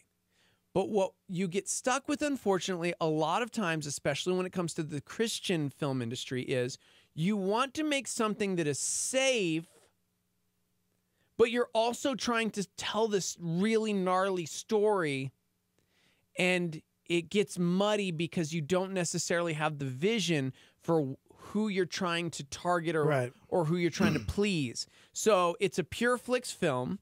There's not really a lot of violence or blood. However, he murders 1,000 people with the jawbone of a donkey. But it's really bad because of that. Like, there are moments in that fight where we were laughing because it was like Batman, the TV series, he was like 5 feet away from the guy punching up, and you could clearly tell he didn't hit anything but air. After everybody was dead, they're zooming and panning through all the dead bodies, and one guy flinched. and moved. Oh yeah. When And it they was were like, oh my gosh. when they were doing a close up of like all the dead bodies, and there's this dead body, and he like moves, and it was like, no, dude, you gotta fix that. Like that's gotta not. I don't know. So when I think of really good Christian films, now I'm probably going to get a little heat for this because they weren't biblically accurate. Noah. Oh, okay. You sure? It was a crazy. It weird, was just a stupid story. The acting was amazing. I will give you that. The production was that's the kind of movie you want. You want something like that makes you drawn into the film. Yeah. I constantly was thinking this is an SNL skit. This is ridiculous. How am I would supposed love to know be what the Starmy thinks, because I agree. As a Christian, it's like you want to see the stories represented well. And Right. Noah had incredible acting, but the story was so outlandishly dumb. Right, or Moses with Christian Bale. Right. That what was that? What did they? Of God's in whatever. Yeah. I didn't even care enough. That was great. I thought it was they did a good job. Huge budget. But then there's liberties taken, because even with Samson, which was a pure flicks, a Christian film, there's some liberties taken. Yeah.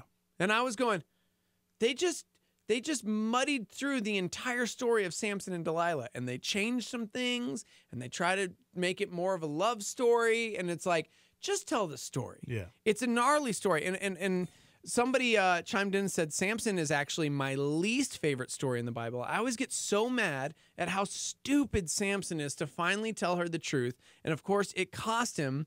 And then I realized all of the stupidity I went through with my ex-wife. So I don't like the story of Samson. Yeah, because we can relate.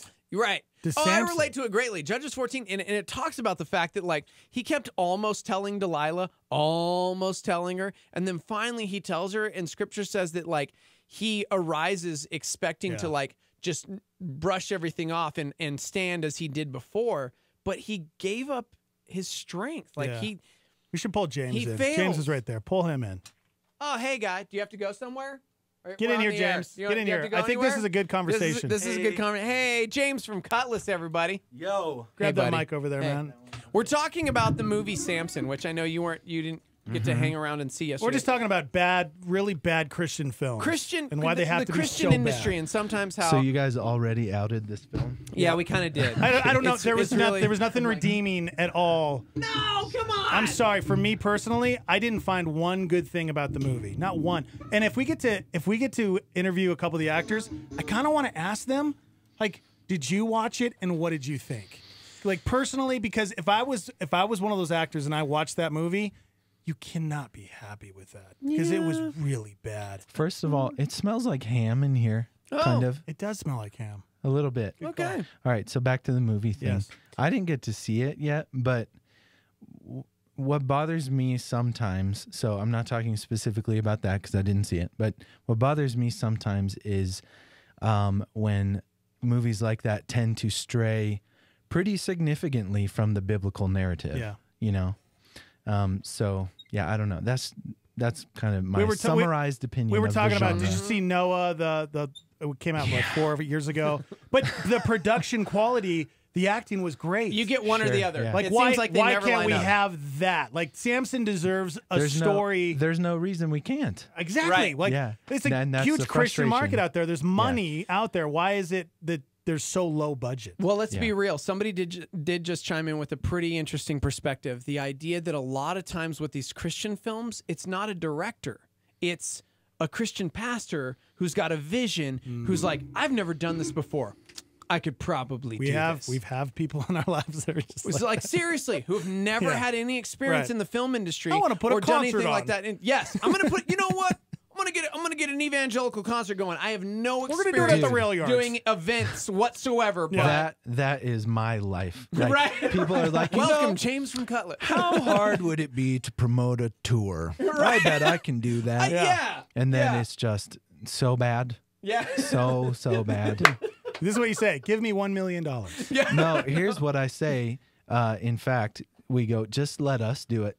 Just turn that all over to us. We'll do it. Yep. Thank you. Bye. Somebody chimed in and said, I actually liked the Samson movie, but I agree the beards were so bad. They were taped They on. were comically like, Oh, they you should could have gone see to the the glue. Amazon link where I got my clip-on beard. Yours looks so real.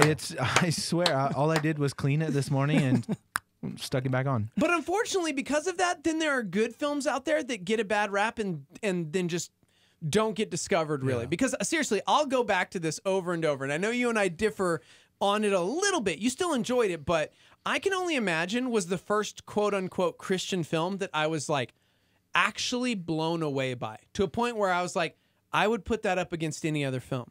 I thought it was fantastic. I thought the A Bug's lead actor, Life, though? yeah, You would put it up Bring against it. A Bug's Life? Bug's Life. I mean, here we are again with the superlatives coming out of Stephen Jeter's I'm mouth. just saying, quality-wise, like the acting minus a couple of parts with the lead. But dude, Dennis Quaid knocks it out of the park. The story is compelling enough. And okay, James has to. I have leave. to. It smells like ham. I have to leave. Okay, I get it. I understand. I love him. He's busy, guys. He's against actually ham. like doing things today. Yeah. Have fun. I love you. That's funny. He's Love that such a man. great guy. He is such a great guy. But how many times have we just been frustrated because it's incomplete, or we're jumping into something that God has not necessarily called us to, but we just know. We just know. And it's unfortunately more often than not kind of a train wreck. Yeah. And we've seen that. But getting back to I Can Only Imagine, they had good actors. Yeah. You did. know. No, it was bad. The The production story was was good. great. The message was great. And it, oh my gosh, made so much money. I wept. And now they're going to get to do something even bigger now Yeah. because they were good stewards of what they had. They put everything to good use. Everybody worked together. And now here's an interesting thought as we talk about this. The movies that have failed one way or the other, whether it was Exodus with great acting, but straying from the biblical story, Noah, again, Darren Aronofsky, not a believer. The story that they pulled from was a comic book, wasn't even God's also, word. Enoch, the Book of Enoch, which isn't in the Bible. Right. And then you've got Samson, which was, we want to be as biblically accurate as possible, but it's bad. Yeah. Chip chimed in and said Mystery Science Theater 3000, and that's exactly what yesterday felt like. The entire movie, all of us, unfortunately, were just picking everything That was the apart. only redeeming part about watching the movie was getting the to mock it with your friends. The commentary Yes. in the background. Yes. Because it was so bad. Now, here's the thing about all of those films. They were trying to do a biblical account. They were trying to do some sort of biblical film. And then you look at the movies that succeed, whether it's like Fireproof, which did decent, Courageous, which was good. As far as box office, I'm not saying it was good. I Can Only Imagine. They're real world stories that have to do with someone of faith, Right. but they're not necessarily direct from Scripture, so that maybe we can enjoy it a little more. Because sometimes as Christians, I think, it's the Word of God. It's the inerrant Word of God, and you better get it right. And Yeah. if you don't get it right, then it doesn't matter how creative you are, like, we'll write it off. Yeah. And so, I don't know. Somebody said, is the potential benefit of a really good Christian film worth the extreme expense for it? Where does stewardship connect to the massive costs of films these days? Well, okay. When you have a huge budget to make a film, and you can have the best CGI, the best production, Sure. you can get the actors that you want. Mm-hmm. In turn, you are going to reach more people. Yeah. You know, and that's hopefully, like we're saying, that you nail it with the biblical message. You know, Yeah. because you want people to go and watch a film and to be transformed. You want them to leave that movie, transformed, or getting something, a seed planted. Letting God use that. Like we're talking about God here. We should be putting the best out there for him, right? Yeah. We shouldn't dumb Oh, it of course down. we We should. shouldn't, you know what? We got to be good stewards of our money, so we're just going to throw this together Well, with I this think little budget. And here's the thing, getting back to that specific question to the listener, listen, man, their production budget, their entire worldwide production budget. We're talking the cost of making the film, of putting it together, of marketing the film, everything. I can only imagine. I can only imagine. I'm going to say $1 million. $7 million. Okay. And someone would say, "Oh my gosh, but they got to be." Well, why would you do that? We need to be good stewards of that. Listen, it is the third highest grossing music biopic of all time in the United States. How much is it grossed? It has grossed $85 million. Wow. So you want to talk about Your being a return on good investment steward? is pretty good. Absolutely. If you believe that God has called you to do this, we are still called. Like, I think of the parable of, like, here's the talents, bro. Here's your talent. Here's your 5 talents. And what did the guy go do with it? Like, we still have to being a good steward doesn't necessarily mean like hoarding it back and saying like, yeah, but films cost a lot of money. And I don't want to. It just means you use that money wisely on the right project. It means you don't grab, like James was saying, the guy who has no business putting on a music festival. Yeah. Don't put that guy in charge of your music festival. Maybe the guy with all of those millions of dollars could go to someone who has experience in that field, Exactly. or an event That's how they make coordinator or something movies, like right? that. Right. Like they go out to and the they professional get people. Yes. Yeah, it's an investment. They want investors out there. Millions and millions of dollars is what people give to these movie people so they can put out a good thing. Case in point, not every single human being that worked on I Can Only Imagine was a Christian filmmaker. I think that's another thing we forget about, is the fact that in this industry, we want Christians to come alongside us and we want to make these incredible things. But you look at films and they're not necessarily always hiring, like, I need the resumes for Christian background actors. Yeah. I need the only Christian extras. I need only Christian. And I mean, this could open up a whole other conversation. Christian music, you know? Dude. Yeah, because there are plenty of Christians, friends that I have in the industry, that when they were making their records didn't necessarily use a Christian producer or send it off to the Christian master place. You know what I mean? They are making quality products that they then put out because that's their role. That's what they're doing. They are giving it to the Lord and they're saying, God, this is what we're going to do. And I hope you do something amazing with it. But man, there's so many layers to this. Live Line's going crazy. Yeah, you can text in 505-585-LIVE. And we're also live on YouTube and Facebook. Somebody said, Passion of the Christ, anyone? Very few liberties taken. Fantastic production value. Huge box office response. You had Mel Gibson. Incredible acting. You had Mel Gibson a part of that. That's what you have to do. Somebody said the Apostle Paul film. I still haven't seen this, man. Is that good? They said, seriously, the best biblically accurate film. Some cheesy moments, but overall, they would give it a thumbs up. Somebody else said sitting through a Christian movie, sadly, is like sitting through a middle school orchestra concert. You do it to support it, but you suffer the entire time. You know what? It That's doesn't how I have felt. to be that way. I felt like that yesterday. That's exactly how I felt. Yeah. That is exactly how I felt going, we're watching this because we're interviewing the actors. We're watching this because we're interviewing the actors. I don't want to rip this movie. This is the worst movie. Well, this is, in fact, when you guys, when Samson showed up on screen with his beard the first time, we all, without saying anything, just broke into tears because it was so comical. Yeah. You could see glue. Like, it was just... Not one time did that movie It just was pull late, me in. and I got to be real. There was lazy writing. There's so much you could have pulled from Scripture without having to like take liberties, but instead it was very lazy in that after his first wife dies, if you will, like all of a sudden, because Scripture does talk about like, hey, there was like 20 good years, and they literally just pull the 20 years later, and then it's back to Samson, and he looks exactly the same. Like all these years later, he hasn't aged a day. Yeah. No one else has aged a day. All of the actors still look exactly the same. And I'm like, this is why we're not getting good movies. Yeah. They could have made that movie great. Yeah. Even if they would have kept, let's say they kept all of the same actors. Mm-hmm.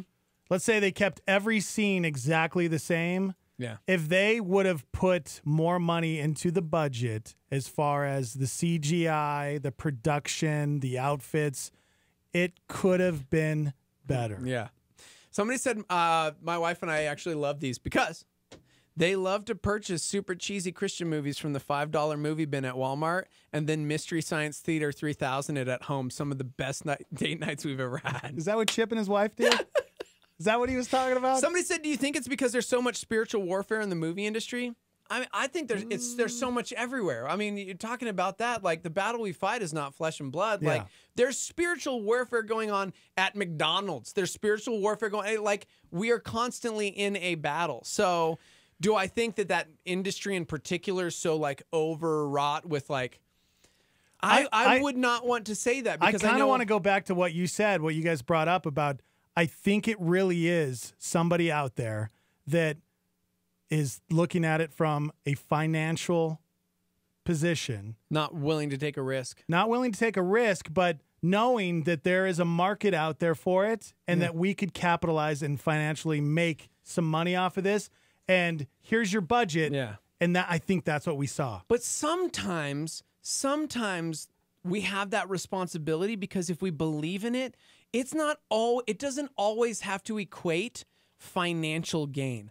I think about the Starmy, the fact that we as a ministry, Star 88, we are a non-commercial, like non-profit Christian radio station.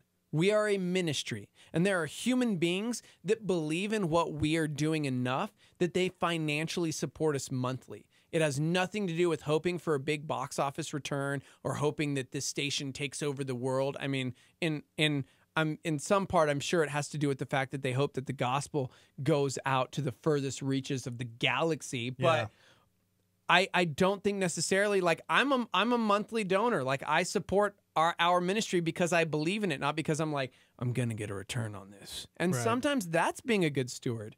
Dude, Compassion International, we sponsored a child, not because we believe that we're going to get a monetary return, but we believe in the ministry enough to know that we're going to change a child's life who's going to be fed and nurtured and cared for and loved the way that Christ would love them. And that's going to change their life.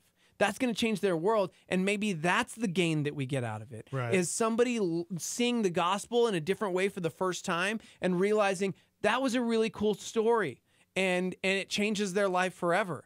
But we do a lot of times go, this ministry, I want to see it like make a profit. So I want this movie to make all the profit in the world.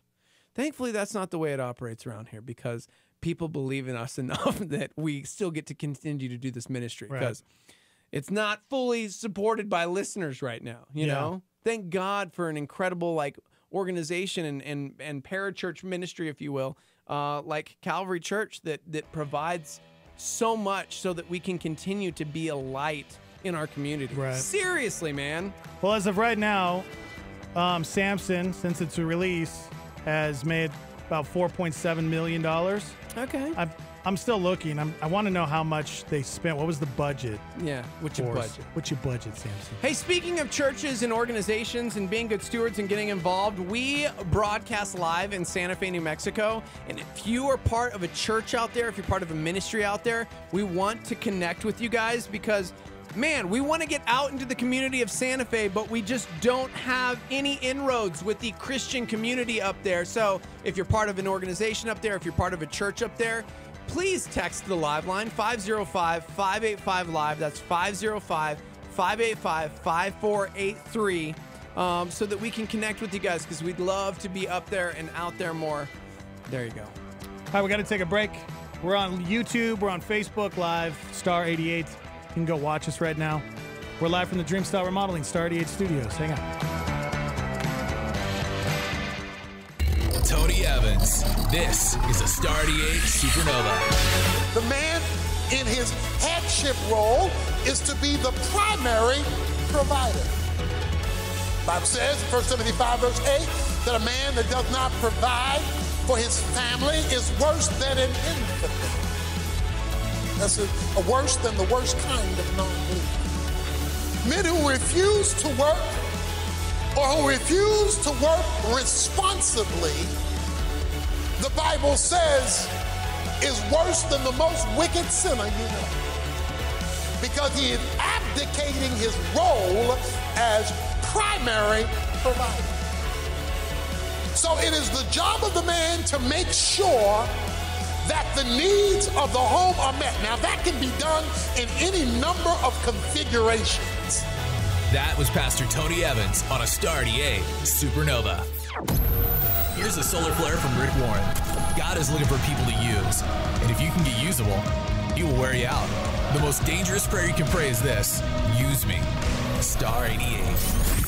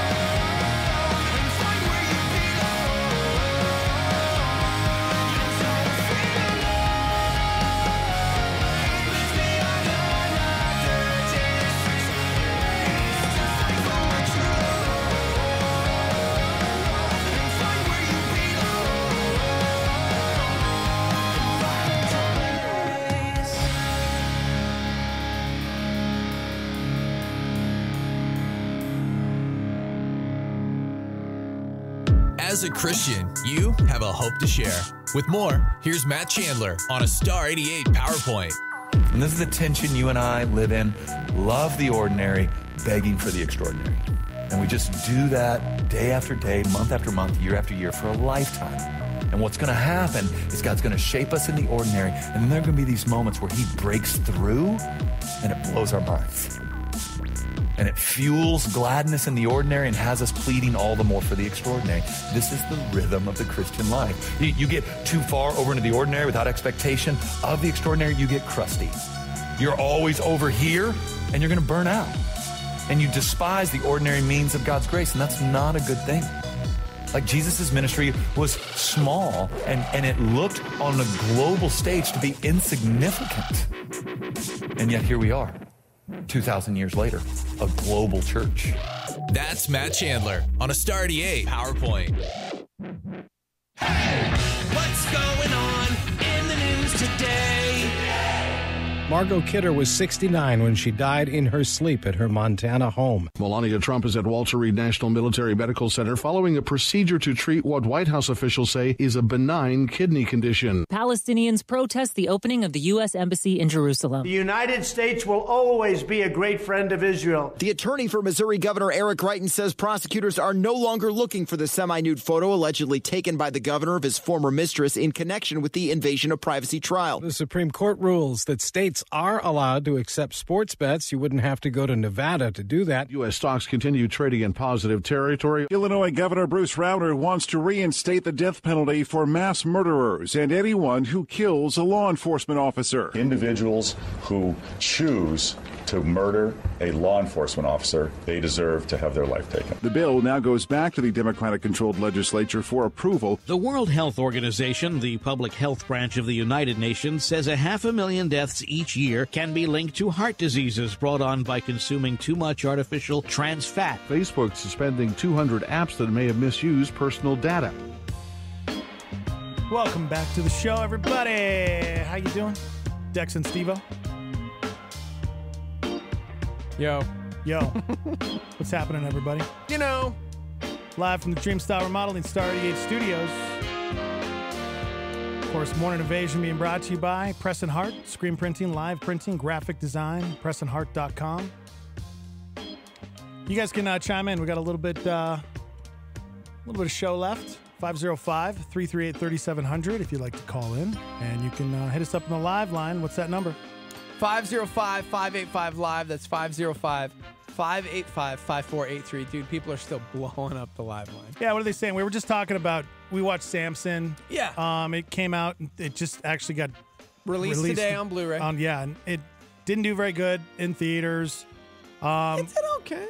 Well, I mean, I guess. I mean, it made like 1/85th of what I can only imagine made. But yeah, and so I did a little research on, what the budget was, and I guess they haven't released those numbers yet, but they did say that their budget was more than God's Not Dead, which was a $2 million budget. Okay. So right now they've made $4.7 million. They're saying maybe they've made a little bit, maybe they broke even. I don't know, but okay.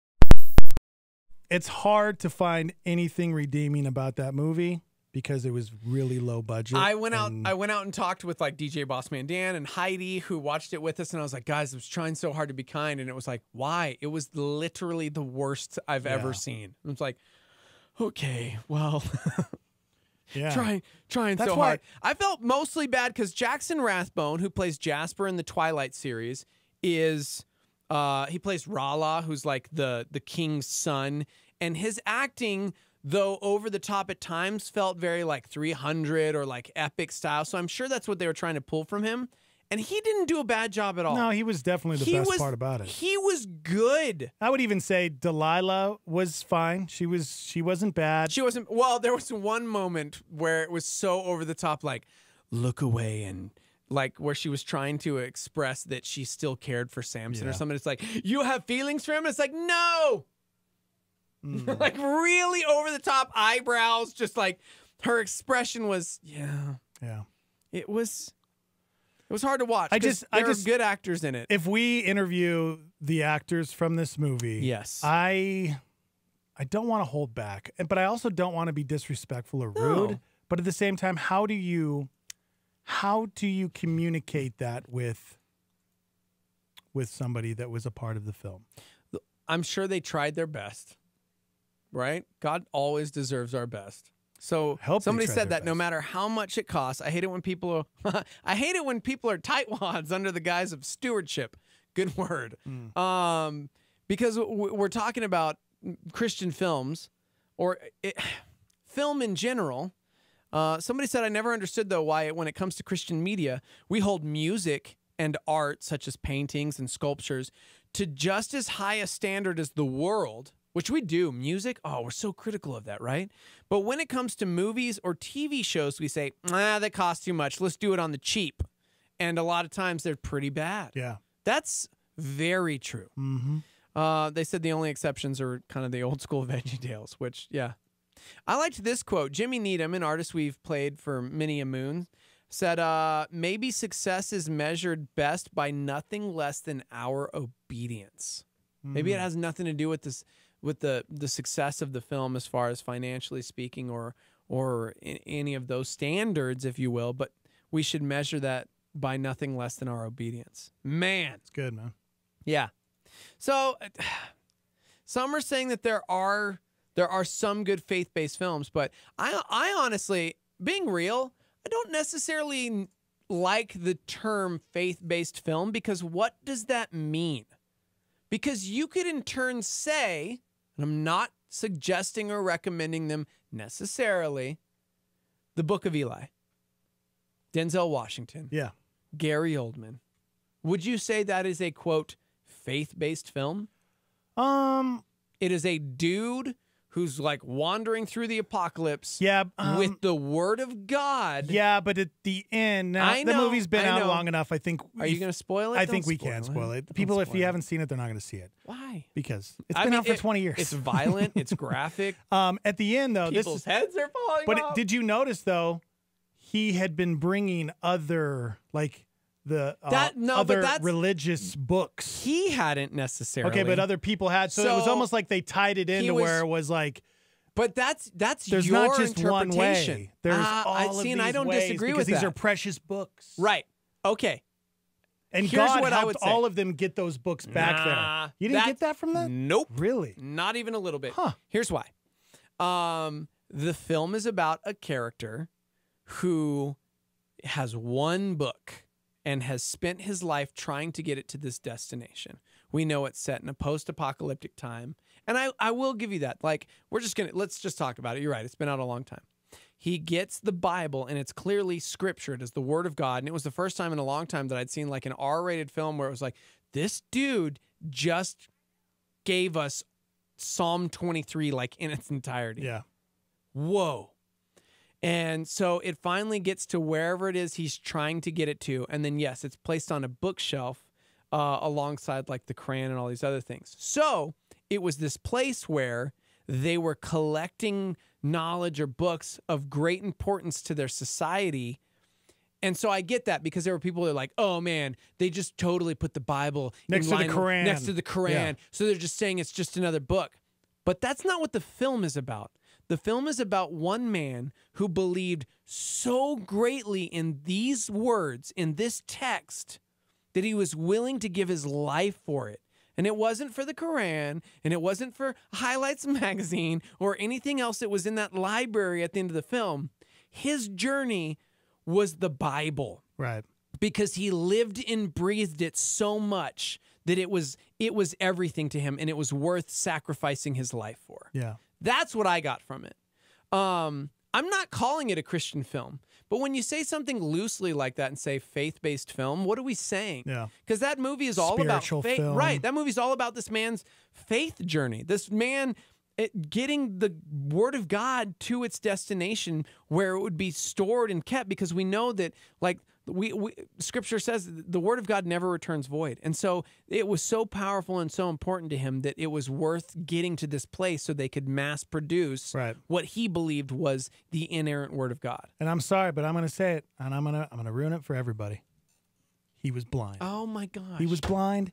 That's what, man, when you go back and watch the movie again after you find out at the end that he was blind, you see it. Because you see it the whole film. He's this bodyguard for the Bible. Way to ruin it. I'm sorry, man. If Somebody you said I it, agree with Steve-O. I actually didn't get any of that extra stuff at all from the Book of Eli.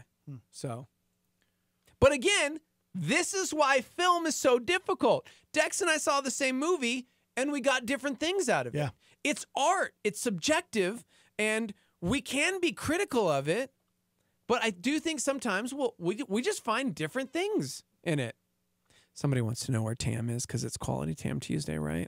Guys, did Tam tell you that she was going to Boston? No! I found out on Instagram last night when she's like hashtagging Boston, and I'm like, oh, cool, bro. Yeah, she always says that she tells us. No, I don't think so. I don't remember her saying that she was going to Boston. No. But yeah, she's in Boston. She's in Boston, guys. So She's in unfortunately, no Boston. quality Tam Tuesday. No quality Tam. Just quality. Yeah. Just quality. So 505-585 live. You can text into the show. Also, phone lines are open. If we'd love to hear your lovely voice. people are very mad at you. Me? Who were really excited to see that movie because Okay. of the way we were talking about it. Okay. Well, now you'll be able to watch it with new eyes. Because, yeah. Somebody said, well, in that was case, my blind. favorite faith-based film is Constantine. Stop it. But I mean, again, if you don't know the story of Constantine, no, we're not talking about the emperor. We're talking about Keanu Reeves, who's like a demon slayer. And within that, there's angels, there's demons. Lucifer is in the film. Yeah. The angel Gabriel makes an appearance. So it's like faith-based films. Mm-hmm. It's interesting. Yep. Yeah. All right. Anything else? Anybody else adding anything? Oh, yeah. All right. Somebody said, I actually say that the movie Signs is my favorite Christian movie. Signs? Dude. Really? Do you I love Signs. I thought Mel it was a great Gibson? movie. Yeah. Pastor lost his faith. Oh, good call. Yeah. So that's again, it's interesting to talk about film like that. And again, I want to reiterate, we're not necessarily recommending you go out and watch all these films. These are just Starmy suggestions and what they consider the best faith-based film, because if there's content in it that's not, Right. we don't want to cause anybody to stumble here. Right. But they said that Signs is their favorite Christian movie. The guy lost his faith, and at the end of the movie, it's gained back because of the events of the story. That was the first date Chrissy and I ever went on, was Signs. Really? I love that movie was a because good of that. Because that's my why. Like it just reminds me of that time period. But I mean, dude, it's Mel Gibson, phenomenal actor. Stephanie says, I like the movie Samson, but we laughed at the wigs. Yeah. I don't know. It didn't draw me in, guys. It didn't draw me in. Yeah. And also, are you the person who texted in or on Facebook said, I didn't realize he was blind? Is that a joke? Because it was Braille. The Bible was written in Braille. Okay. He was blind. No, we don't. Not necessarily. He was blind. What if he just read Braille, man? Okay. That's good. Yeah. All right. Switch gears. Yeah, I mean, do you? You know what? Let's do the flat Earth thing because we don't need to spend a whole lot of time Speaking of, on yeah, that. we don't have a whole lot of time left, anyways. And I guess now flat Earth. We've talked about it before. It's funny. It's ridiculous. Yeah, it's flat out stupid, is what it is. And yet there are enough people in the world that believe it that they actually have conferences for it. Yeah, more than 200 flat Earth enthusiasts descended on West Midlands, England, this past, I guess, was a couple weeks ago, to engage freely in deep and meaningful discussions about flat Earth. Now, during this discussion at the conference, they were presenting their scientific evidence for such a disc. Okay? Not a globe, a disc. One of the more interesting pieces of evidence came from speaker Darren Nesbitt, who referred to the Pac-Man effect. Well, here's our problem right now, man. We're taking advice from Mrs. Nesbitt. Okay. Toy Story. What?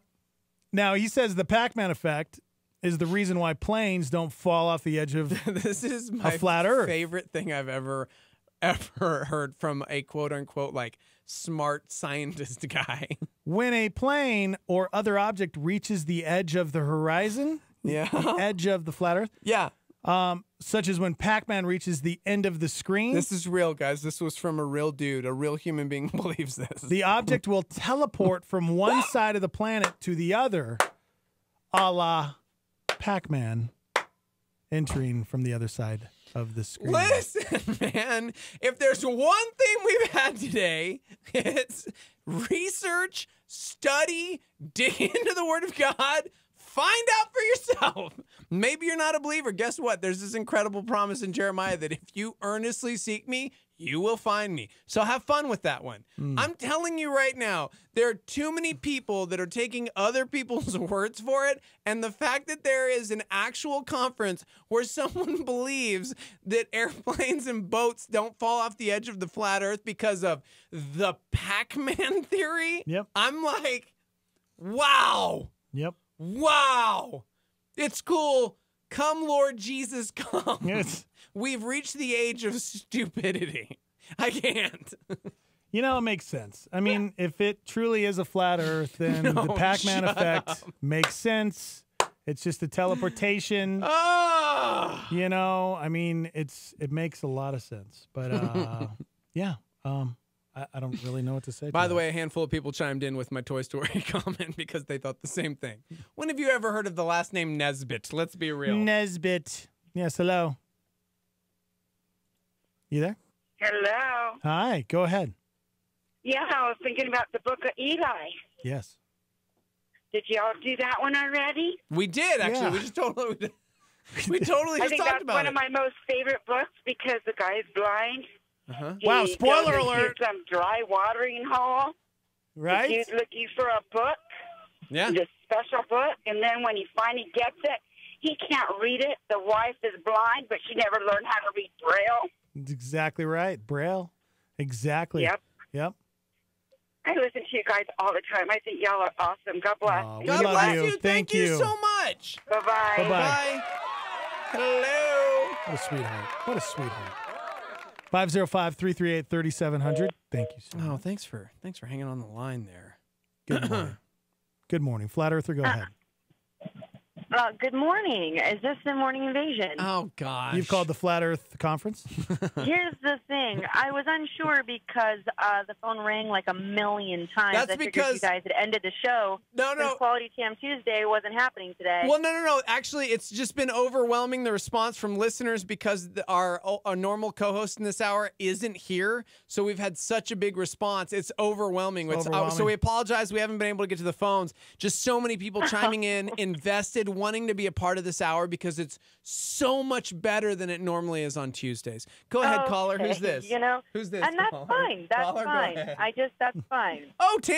Is that you? Wait, who did you? It's Tam. Are you kidding me? Hey, Tamara? Wow, we didn't. Oh, man, didn't even recognize your voice. We had no idea that was you. It's been so long. I didn't realize.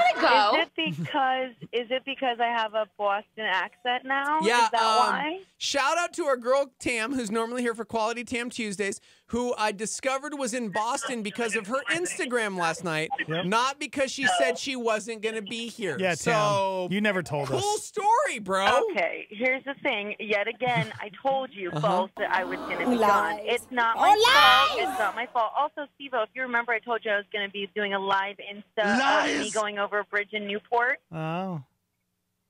Yeah, you don't remember because you didn't care, but that's fine. I was going to do a live Insta, but you're lucky because I'm headed to Boston for graduation instead today. Hold on. So you missed out. Tam, I need you to hear this.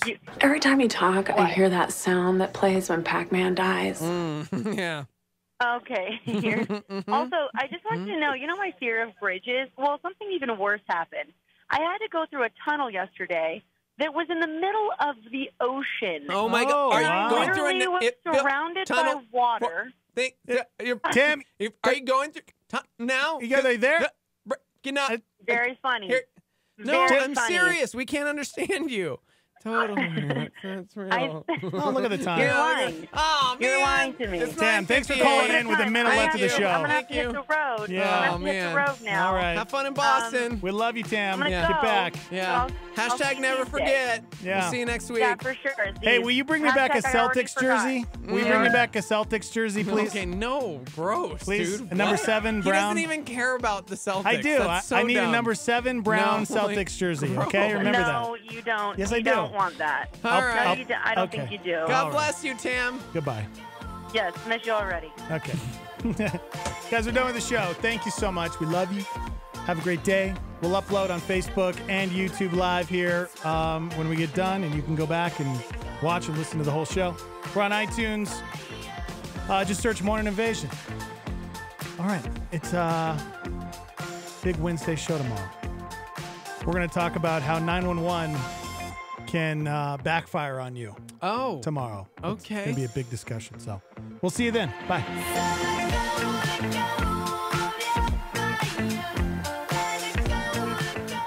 That's all we got. There ain't no more. That's right. Time is tight. It's the end of the show. For over 40 years, La Salita Restaurant has been serving New Mexican food to Albuquerque. From starters like soups, salads, and Cindy nachos to entrees like chili rellenos, burrito de Eduardo, the BOG burrito, and carne adobada.